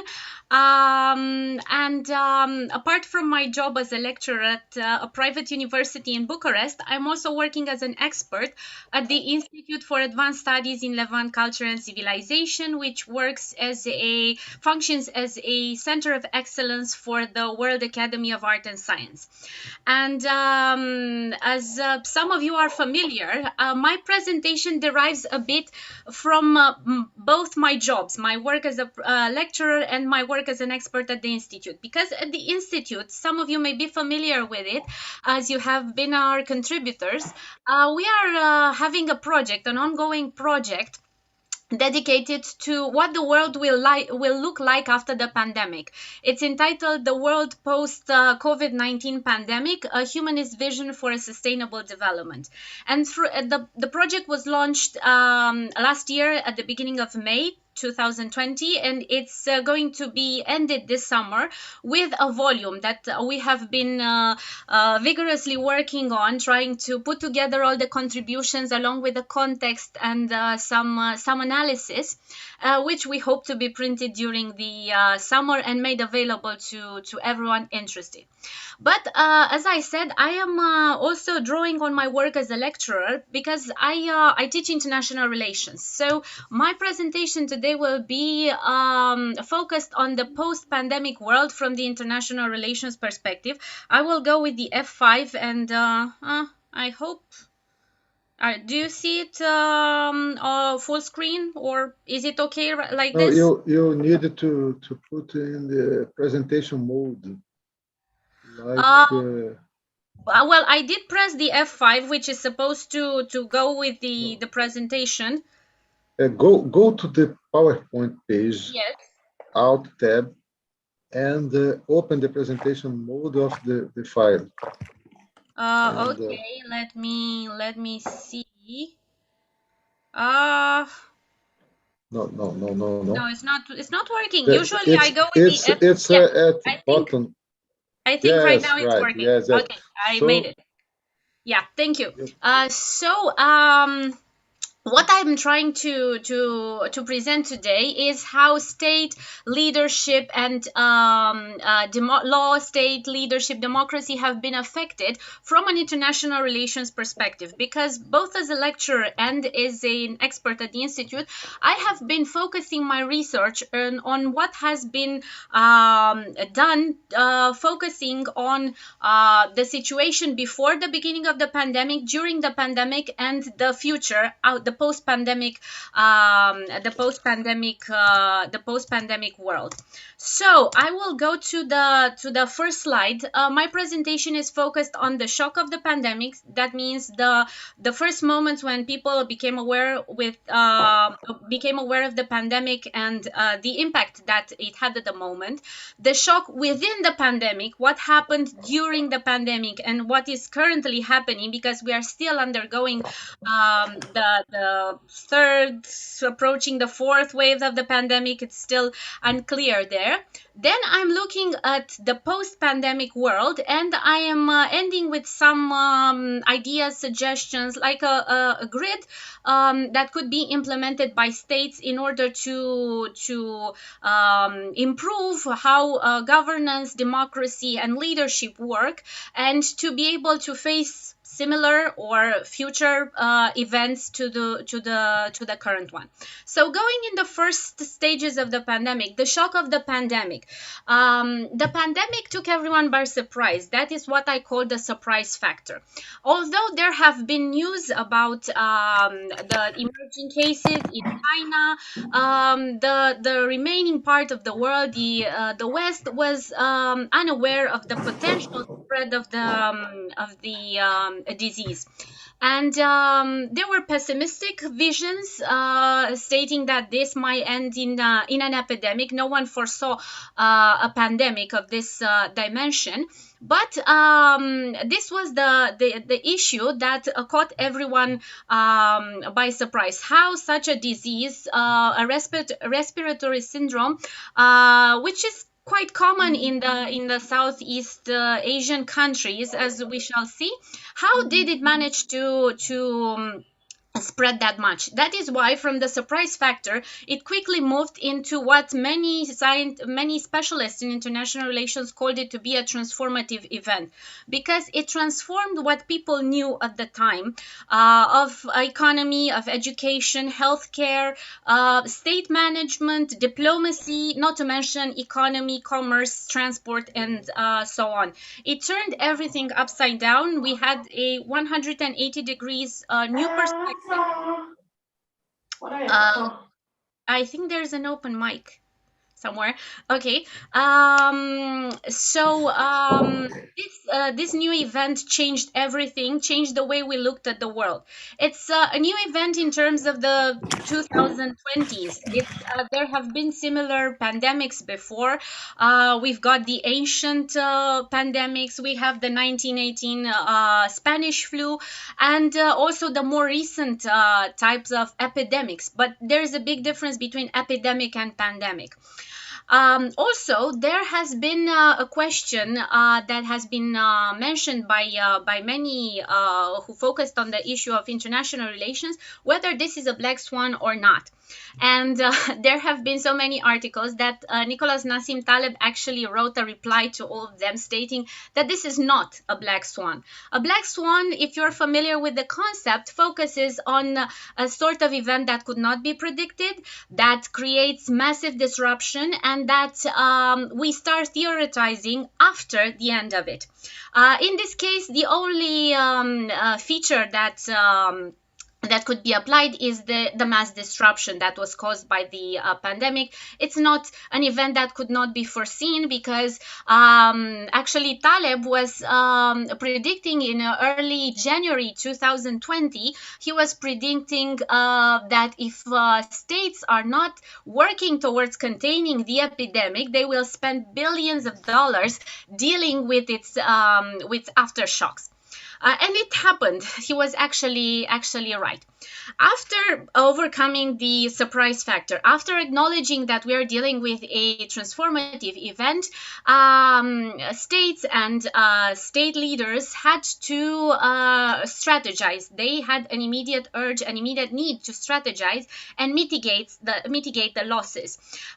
Because the most impressive aspect of this pandemic, it's not its nature, it's not the cause, the manifestation. We had previous pandemics, but what surprises, we also had previous large number of deaths in comparison to the current number of deaths in history. But what is striking about this event is the very vulnerabilities that it affected. It had a direct impact on those very vulnerabilities of states, and of course the massive and the fast spread of the disease. I'm moving next to the shock within the pandemic, which caused failure of strong important systems, and some of my fellow panelists mentioned them. We had strong countries falling apart because their medical system and economic and so on systems their systems failed, and this was a major warning signal that despite your economic power and the many resources you have at hand, you are still very poor in the face of disease and in the face of death. Death is a certainty in these kinds of epidemics, and as we have seen in the past. But we need to learn from the fast pace at which the epidemic spread and turned into a pandemic. This is an issue that we are still dealing with because, for instance, we've had, after the initial type of the disease, we had several variants. We had the British variant of COVID. We had the African variant. We now have the Indian variant. So we need to deal with these kinds of variables, the different types of COVID, and the rapid spread, which needs to be contained. The authorities, many claim that the authorities failed to provide the appropriate responses, as of course they were taken by surprise. And who are we to call? I have 10 minutes. You have 5. You have 5 to finish. 5 minutes. Okay, I will go faster then. Okay, so the authorities failed to provide the appropriate response, which in some cases led to power voids. And these power voids are the most important aspects to deal with, because they create the framework for coup d'etat, for various revolutions and massive political disruptions, which have been continuing in some of the some areas of the world in as a sideshow. That's why I said the sideshow is the most consistent, because migration, the situation in Yemen or Nagorno-Karabakh, which have been ongoing for years, they remain somewhere in the background, and they were still they were reactivated during this pandemic, and nothing stopped them, so they continued unhindered. Now, going towards the future, where will the pandemic lead? And I was looking at the perspectives every single month, and they changed from the beginning in March and April 2020 to what is now the view. First, there were opinions that a new world war will emerge. However, they were contradicted by the fact that instead of war, we'll be having peace, because countries feel that their economic patterns and economic status has been disrupted to such an extent that they cannot embark on wars. They no longer have the resources or the willing to spend resources on wars. So it's surprisingly, instead of war, this kind of pandemic might lead to a more peaceful world. We also have a deepening of existing conflicts, the ones I mentioned before, and the disruption in supply chains, which does not affect only the poor countries. It will affect everyone, because whether you are a powerful country with a powerful economy, you are still dependent on the market where you are spending your when you are selling your products, or on those poor countries from which you extract the resources that you exploit to produce. So the disruption in supply chains will definitely affect everyone. This is a certainty. And now, to end my presentation, I have recorded 7 steps for recovery in the post-pandemic world. First of all, we need to build confidence in institutions, not just national institutions, but we need to work nationally as well, but also international institutions like the World Health Organization, the United Nations, and going back to a national level, the very institutions that put in force mechanisms to mitigate the losses. We also need to build early warning mechanisms. Such mechanisms exist in Southeast Asian countries where this kind of respiratory syndromes are frequent. We have them in Singapore, we have them in South Korea. We need to put them in place also in our countries, because this kind of syndromes, this kind of diseases are no longer affecting remote areas of the world. They have the power, because of the fast circulation of people, they have the power to move quickly and affect everyone. Also, we need to establish resources for threat management. We need to have a direct connection between them, to have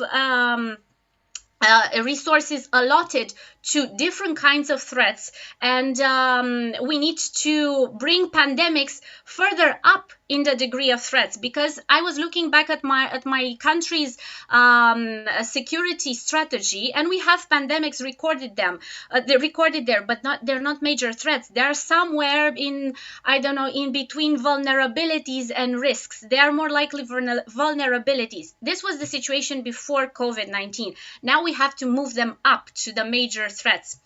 Also, we need to make data-based decisions, because we need to act accordingly to the situation on the ground. We need not focus on this might happen or this might not happen. We need to be aware that we need to have patterns of response based on the data provided, the data collected on the situation at hand. Also, we need to accelerate the technological support, because we've seen how important technology has been in this kind of crisis. It helped us overcome many difficulties. I just have 2 more. steps to go to, and I am done. So we need to focus on technology because it's a major factor of support. It cannot replace human interaction. It cannot replace human activity, but it can help mitigate loss. It can help overcome the difficulties, and of course, it will help us recover in the end. Also, we need to focus on public-private cooperation. The private sector has many more resources and less procedures, less bureaucracy than the public sector. So we need to have an intertwined cooperation between them, so that in case of such crisis, they can the private sector can jump to the help of the public sector. Of course, if there is enough will in that regard. But as we have seen in the United States, they actually had a Production Act enforced, which somehow forces the private sector to collaborate with the public sector. And finally, and the most important, build resilience. This has become the poster child, the emblem name of the COVID-19 pandemic, because resilience speaks about an entity's capacity to bounce back from a situation that destroyed the initial state, affected the initial state. And this is the most important in the post-pandemic world. The world has recovered from previous pandemics. It went on, it survived. And they did it because people and state entities were resilient. And we not only us need to be resilient, but also institutions, governmental institutions all over the world, both nationally and the international institutions, need to look resilient and build on their capacity to recover and overcome this kind of situation. Thank you. If you have questions, I look forward to them in the Q&A session. And also, if you need to contact me, please, you have the email address. Thank you. Thank you, Anna. Thank you very much for your contribution to our discussions. I will not comment.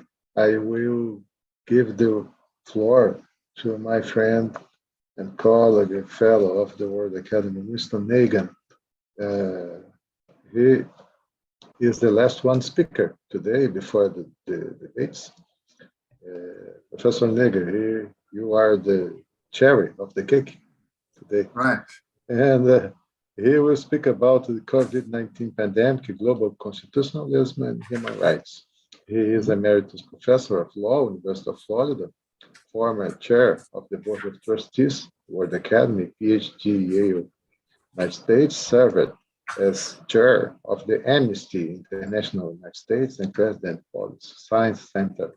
He is widely published in international law and human rights and has taught and lectured in at least 20 universities worldwide, served as acting justice on the High Court of the Cape of Good Hope, South Africa, 2006. And my colleague, Mr. Nagin, I'm your admirer.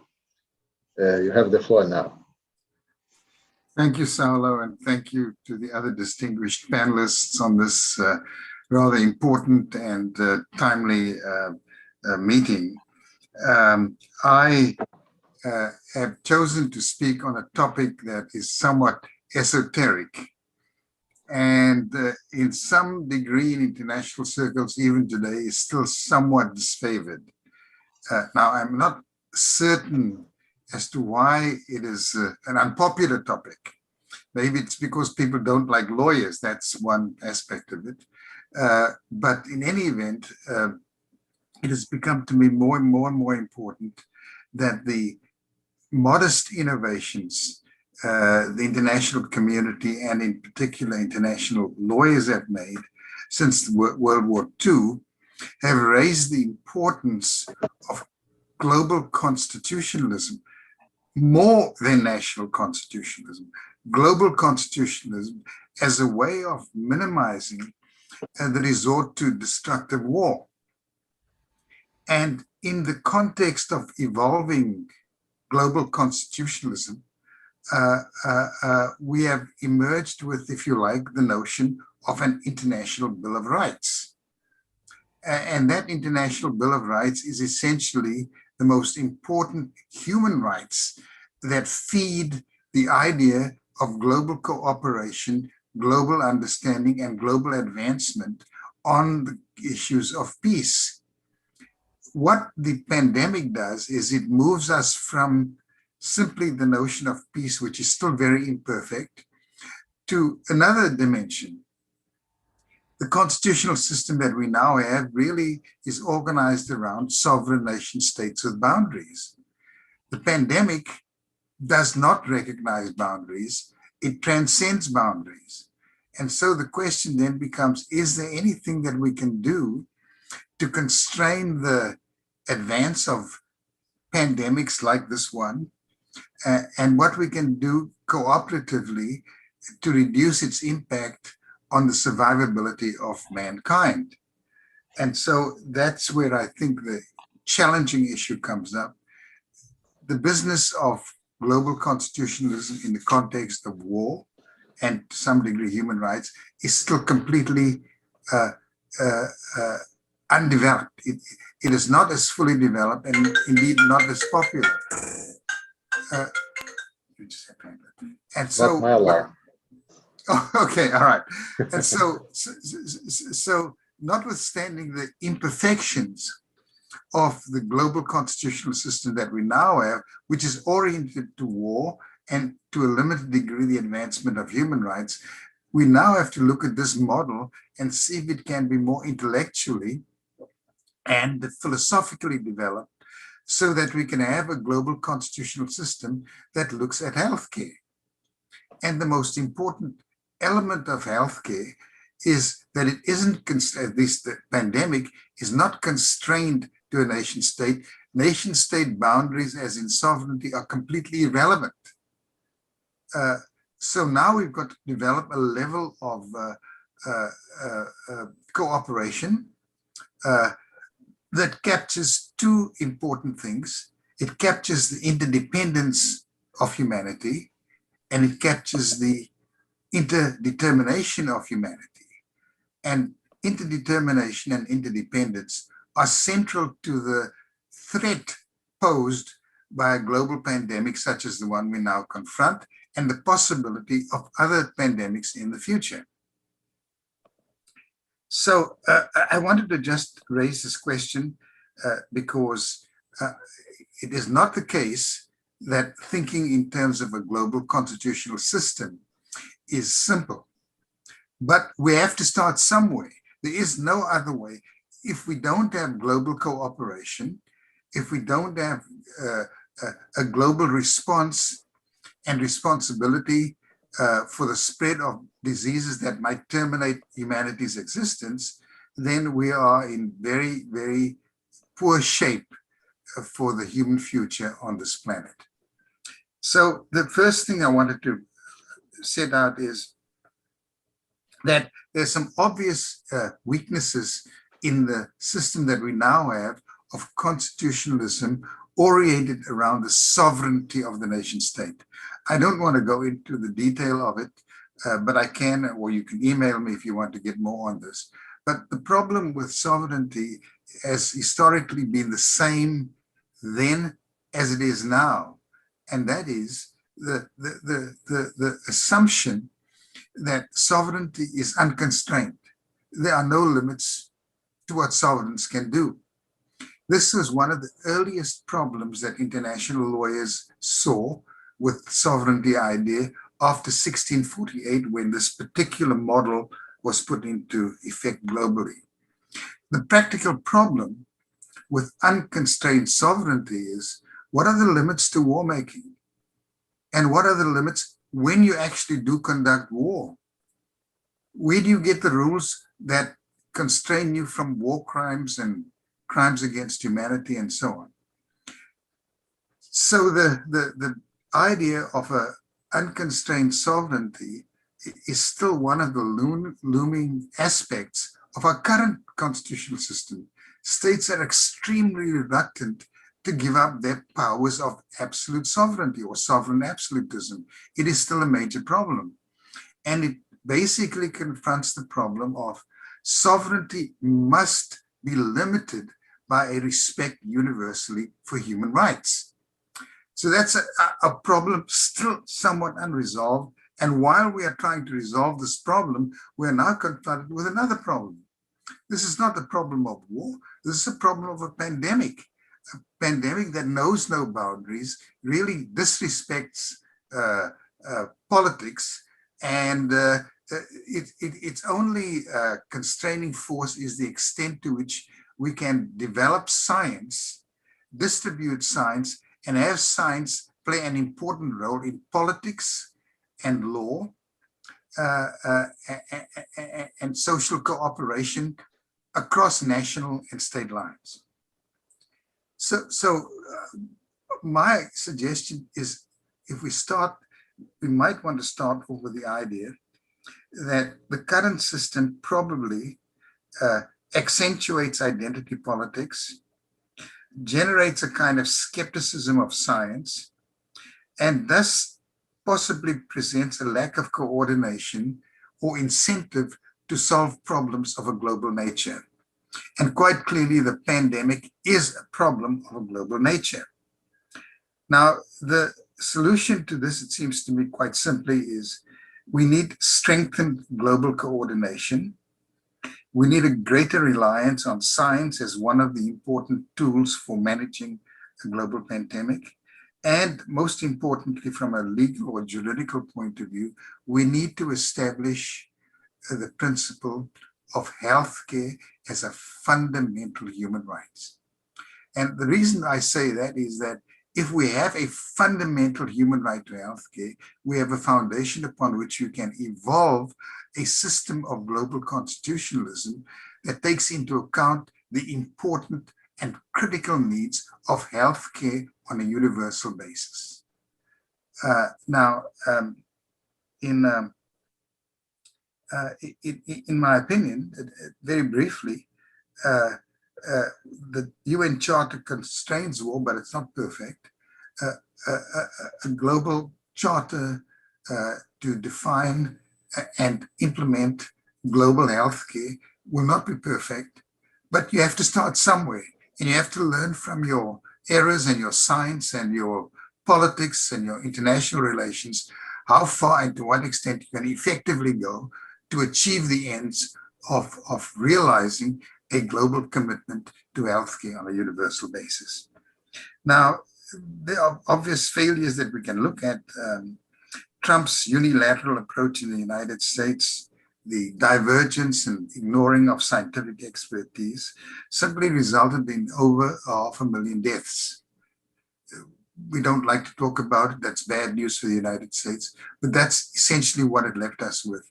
The denial of an international responsibility for the problem, the denigration and fooling around with the importance of science. And this has, of course, meant that the United States did not play an important role in advancing the idea that we need to look at healthcare from a global point of view. The new administration has reversed that policy with its vaccination program, with its effort to export vaccination, with its loosening of the patents and so forth on healthcare. And this is a small but important start for us to collaborate on the question of how we manage pandemics. Incidentally, I do not think this is going to be the only pandemic. Even in our lifetime, I think we will have more and more dangerous pandemics.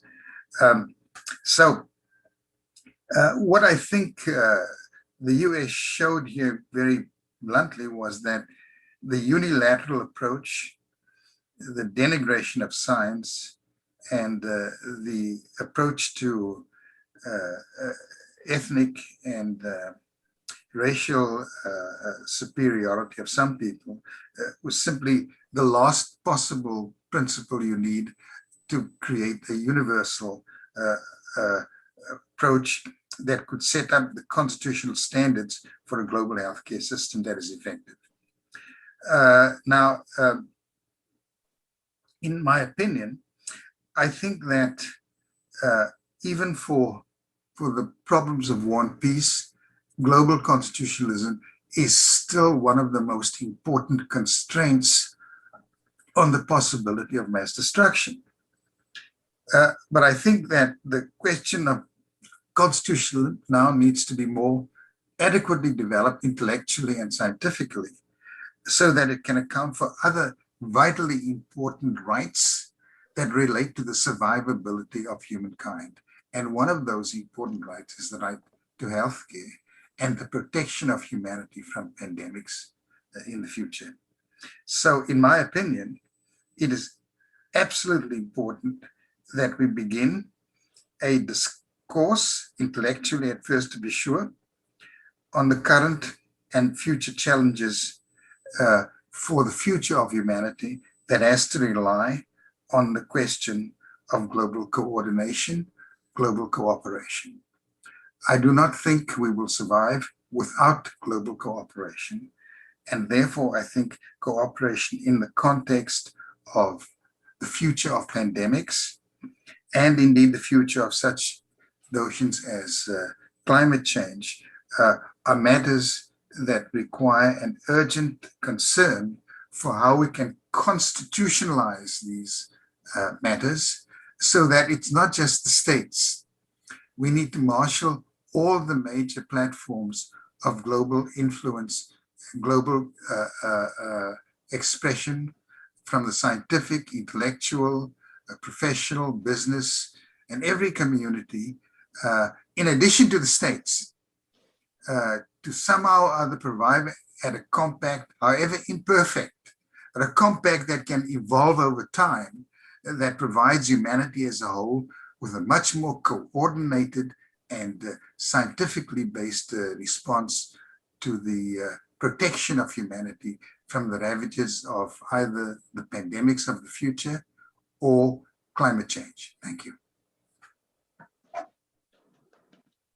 Thank you, dear colleague. Your explanation is directly the point. And we see in this morning a lot of expositions that deal with resilience, with the fundamental right of health, economics, the position of the posture of governments fighting against COVID-19, and the perspectives, the political perspectives regarding lockdowns and isolation, what we have to do about it. And we receive two considerations more than questions. I believe that they are considerations about the theme. I will share the text with you. One from Jo Anderson. We must be careful finding innovation from COVID-19. It's similar to validating the disruption.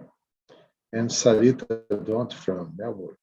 When nations of the world empathize with each other, understanding the different variants of the pandemic, it's positive thinking and optimism that can create resilience in people of the world facing the pandemic.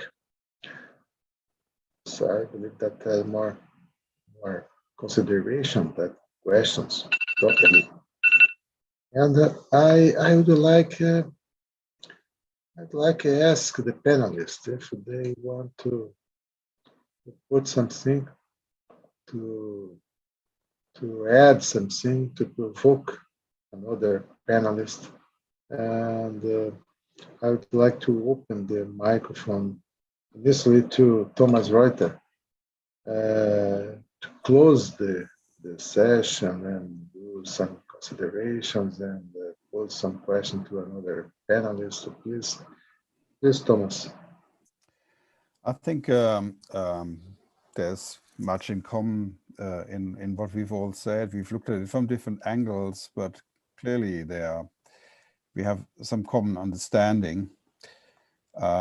Personally, I'm very interested in what Nagin said at the end about the legal status and I guess when we want to influence policy with science, it's not, in some ways, not real until it becomes condensed into law and regulations. And I think that's why it's so interesting to me. You know, I wonder how we can bridge that gap.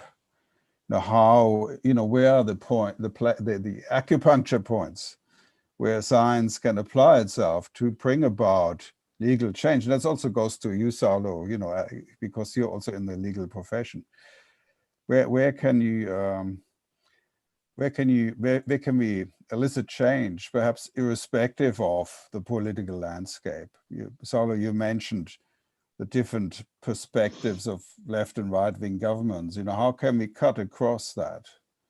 You know, I mean, there's also, I mean, even on the right, you know, and we're thinking of Trump and those similar to him, you know, and their reactions. I think there's also a sort of a battle for the soul of conservatism, you know, to be fought and hopefully won, because conservatism is not necessarily not difficult to reconcile with, say, nature conservation or the protection of the population from disease or education. There's no necessary conflict. It's only a certain brand of politics on the right that is hostile to these things, you know, whether it's neoliberalism or, you know, Trumpist populism.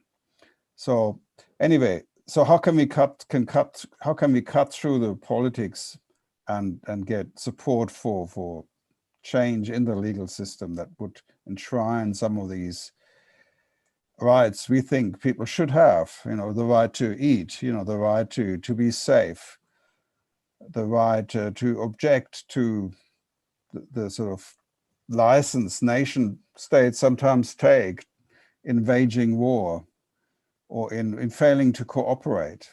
How can we do that? And where are the leverage points? Yeah, that's a good question. I believe that right or left are forces that at present, at the same time, at the same place, they are working always together.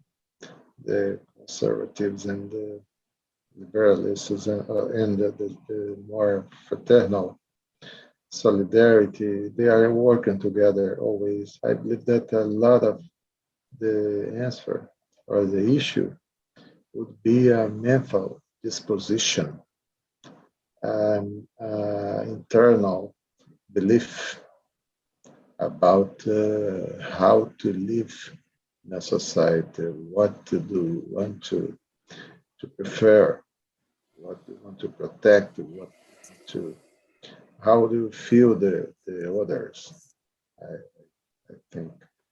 But let me hear Sergio Bittar, please. Please, Mr. Sergio, it's an honor to receive you today and stay with us from Santiago, Chile.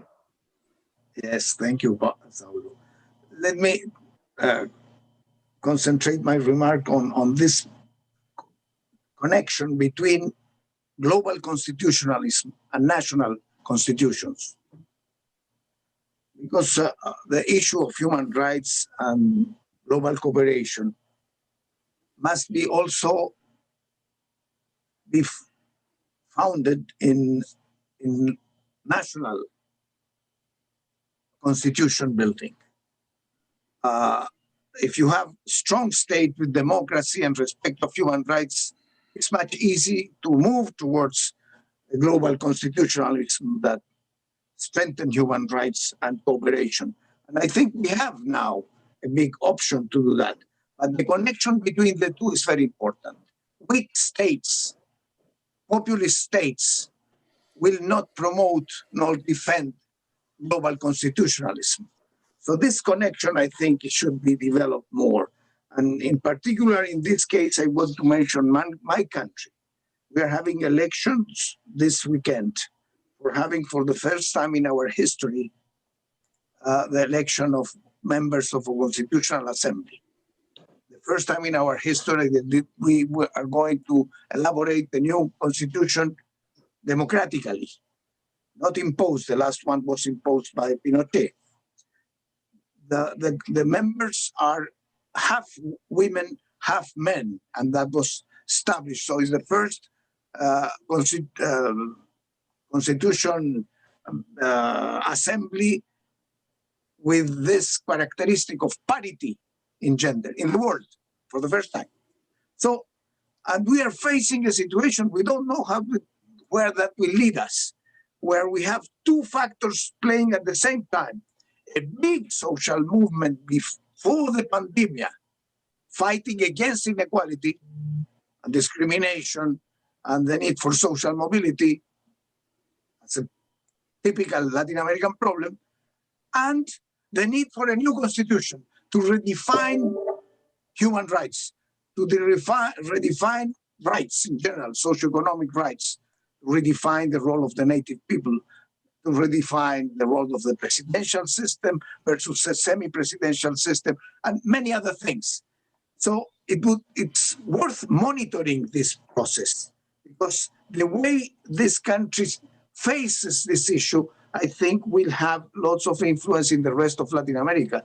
We just are seeing in Colombia the same process that happened in Chile or similar in terms of social protest, institutions that are narrow and do not channel social movement and social development. So this connection between, that's my point, global constitutionalism and national changes in constitutions in the line that you have been mentioning and I emphasized before, I think it's a very important topic, especially in Latin America, at least our region. Yes, I agree completely with you. We need like a Verfassungswille, as the German speak. Human rights will need that. It's a mental disposition. And I would like to share the floor with Edon. Please, Edon. Professor Saulo, I think that will be it will be a change in the law after this pandemic to face the problems of the populism or the right of the left, Mexico or United States or Brazil. We will need a real law reform and the penal code to avoid that the new pandemic that we will face in the next years. So I think the legislative in Brazil and all around the world, it's necessary to make a real changement in the law to face the new pandemic. I think that it will be a change in the world, in the educational system. It will be a change in every aspect of our world. And it's a lot of change we will face. Create national tools to fight against. Law must respond these problems to avoid that the new pandemic, less people die the way it was. I think I would like to solidarize with people around the world. A lot of people die, a lot of millions of people die, millions of family lost your parents, your relatives. So it will be a tragedy for the world, and the political must respond, but the law must respond to this changement of the mind and understand that ideology and his system of closed mind, it's not compatible with pandemic. Okay. Thank you, Edon. And Alessia, do you speak from Rome or from Napoli or from Paris? Now from Naples, the south of Italy. Naples, South Italy. Please, your considerations, please. Thank you. There is a lot of interesting subjects. And if should I speak my mind, I'd like to say that there are two answers, a political answer and a scientific answer. The scientific answer that is that we have a crisis of paradigms, and we should consider the problematic interaction between, for example, biosphere and ecosphere, which have different sets of laws of functioning, complexity as far as biosphere is concerned, and competition as far as ecosphere is concerned.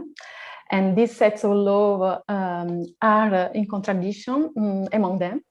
And now we should add the disruptive activity of an infosphere. That is to say, entropy, disorder, amount of information that we have to administrate, we have to keep.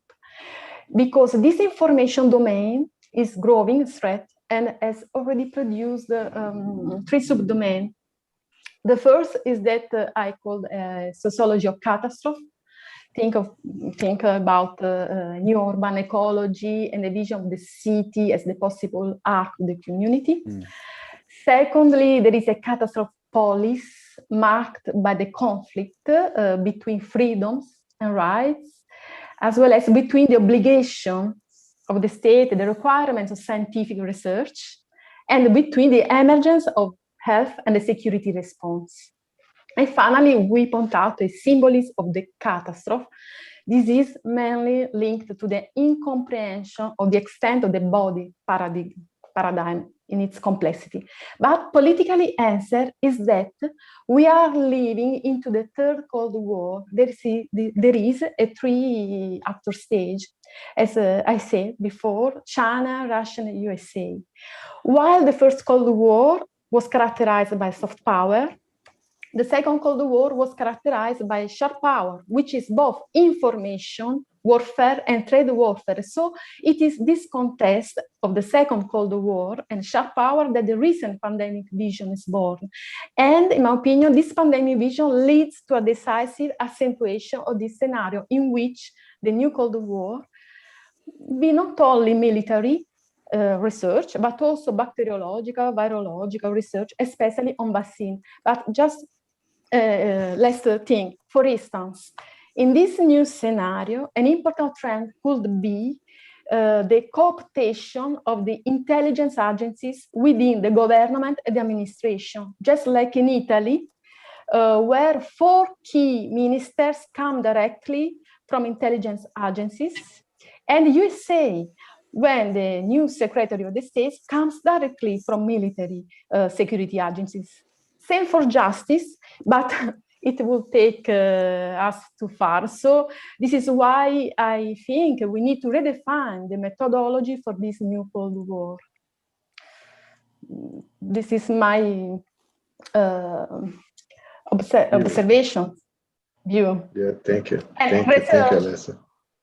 Thank you. Yes, researches about it. Thank you, thank you. And Anna, please, your considerations. Well, there are so many topics that need to be tackled in this post-pandemic world, but the issue of law is especially important because it creates the framework for the functioning of both states and international organizations. However, it's a very slippery slope there because working in the field of law and trying to regulate from a law perspective, all the more the future situations, because it's most certain, as my fellow panelists said, we will be dealing with other pandemics. We will be dealing with serious issues in the future, of which climate change is the most featured right now. But it's a very slippery slope to go to when regulating everything, because this might lead to abuses. And we've had these accusations raised in the past months with states which have abused the state of emergency or the state of alert and imposed various regulations, fines, all sorts of legislative measures that affected and infringed upon people's rights. So I agree with Sergio, who mentioned earlier that we need a new social contract. yes, we need a new social contract because the previous one has been breached by states. States failed to provide for their citizens, failed to provide in the field of healthcare, failed to provide in the field of education, in the field of economy, even from a legislative point of view. For instance, in Romania, we had in the months of the state of emergency, we had so many fines imposed on people, abusively imposed on people who on one account or another overstepped the curfew. We had these late night curfews. You had to be at home by 9 or something. I think it was 9. Yeah, 9 or 10 a year ago. Now we have it 10. We still have a curfew to be at home by 10, with the exception of some cases which are regulated by a statement that you have to have with you if you are out after the curfew hour. And there have been cases in which legal abuses, legally enforced abuses have been performed. So that is why we need a new social contract. We need to consult the people. I will refer and draw on an initiative that has been ongoing since Sunday, on the 9th of May, the European Union launched the Conference on the Future of Europe, which is a digital platform asking the people to provide response and feedback on how they see the future of Europe. How should the European Union be reformed from a structural point of view? That should be performed in this case also. States, leaders, governments need to consult the people because it is the very people that have been affected by the pandemic. We talk in terms of states, we talk in terms of economics, but all these are in fact people. So we need to consult the people and get feedback from them and see what needs to be improved in the future so that when we deal with another pandemic, which will be totally different from this one, because although history has a habit of repeating itself, each and every event is different from the previous one. We may have patterns, but they will differ from one event to another. But we need to ask the people and have their feedback on what could be better done in the future so that they feel protected, because this is essentially the role of the state, to provide and protect for its citizens. Thank you. Thank you, Ms. Oana. Thank you very much. And we'll talk about very important things. And I would like it, before I forget, the organizers at the World Academy asked for the files, the PPT presentations, to put in the website of the seminar. So if you can send it to us, we can share it at the webpage of the seminar, at the website of the World Academy. And we would like to receive from all of you the texts, written texts, because we think that we can publish it, organize a book, and put this electronic version at the website of the World Academy too. And Professor Nega, you will be the last one. The final words will belong to you. Please, I would like, we need to hear you about your considerations, please.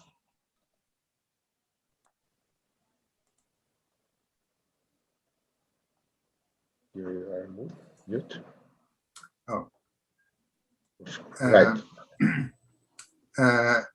Yes, my final words are, I was extremely impressed with the insights that the panelists provided on this important topic. I think we've certainly moved the pendulum on this.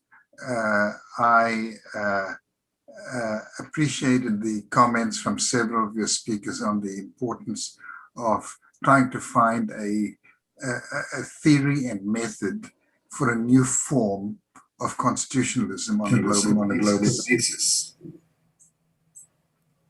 That certainly is work that is incomplete, even from the perspective of those of us who are experienced in jurisprudence, which is the theory of law.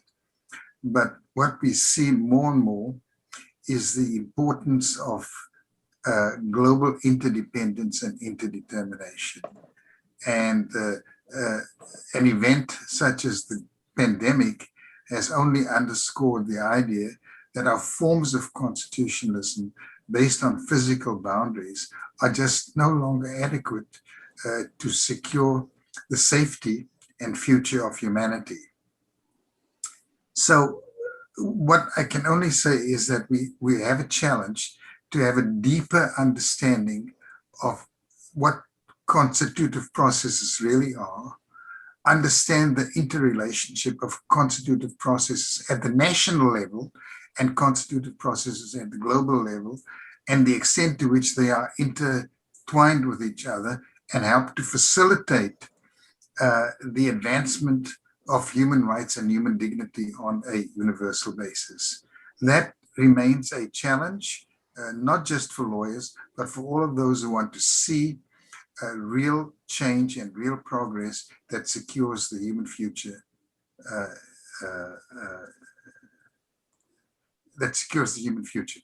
Thank you. Thank you. Thank you, Winston. What to say more than you told to us. And I would like to say hello to Itogo Julino. He finally arrived here at our room after some difficulties to join using the Zoom, but now he's here. Hello. He will be with us tomorrow at the last day on Friday. You are mute. You are mute. Ele está sem áudio, Saulo. Without, you have to unmute yourself.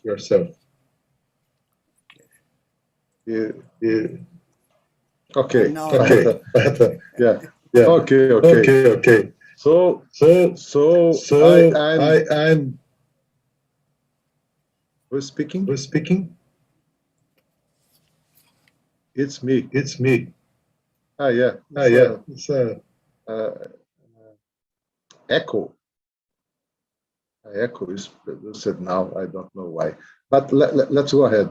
I would like to congratulate all of you.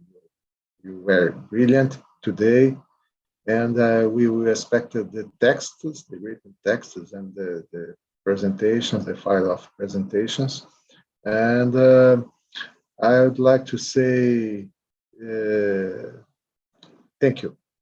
And tomorrow we'll start sooner, 9 o'clock.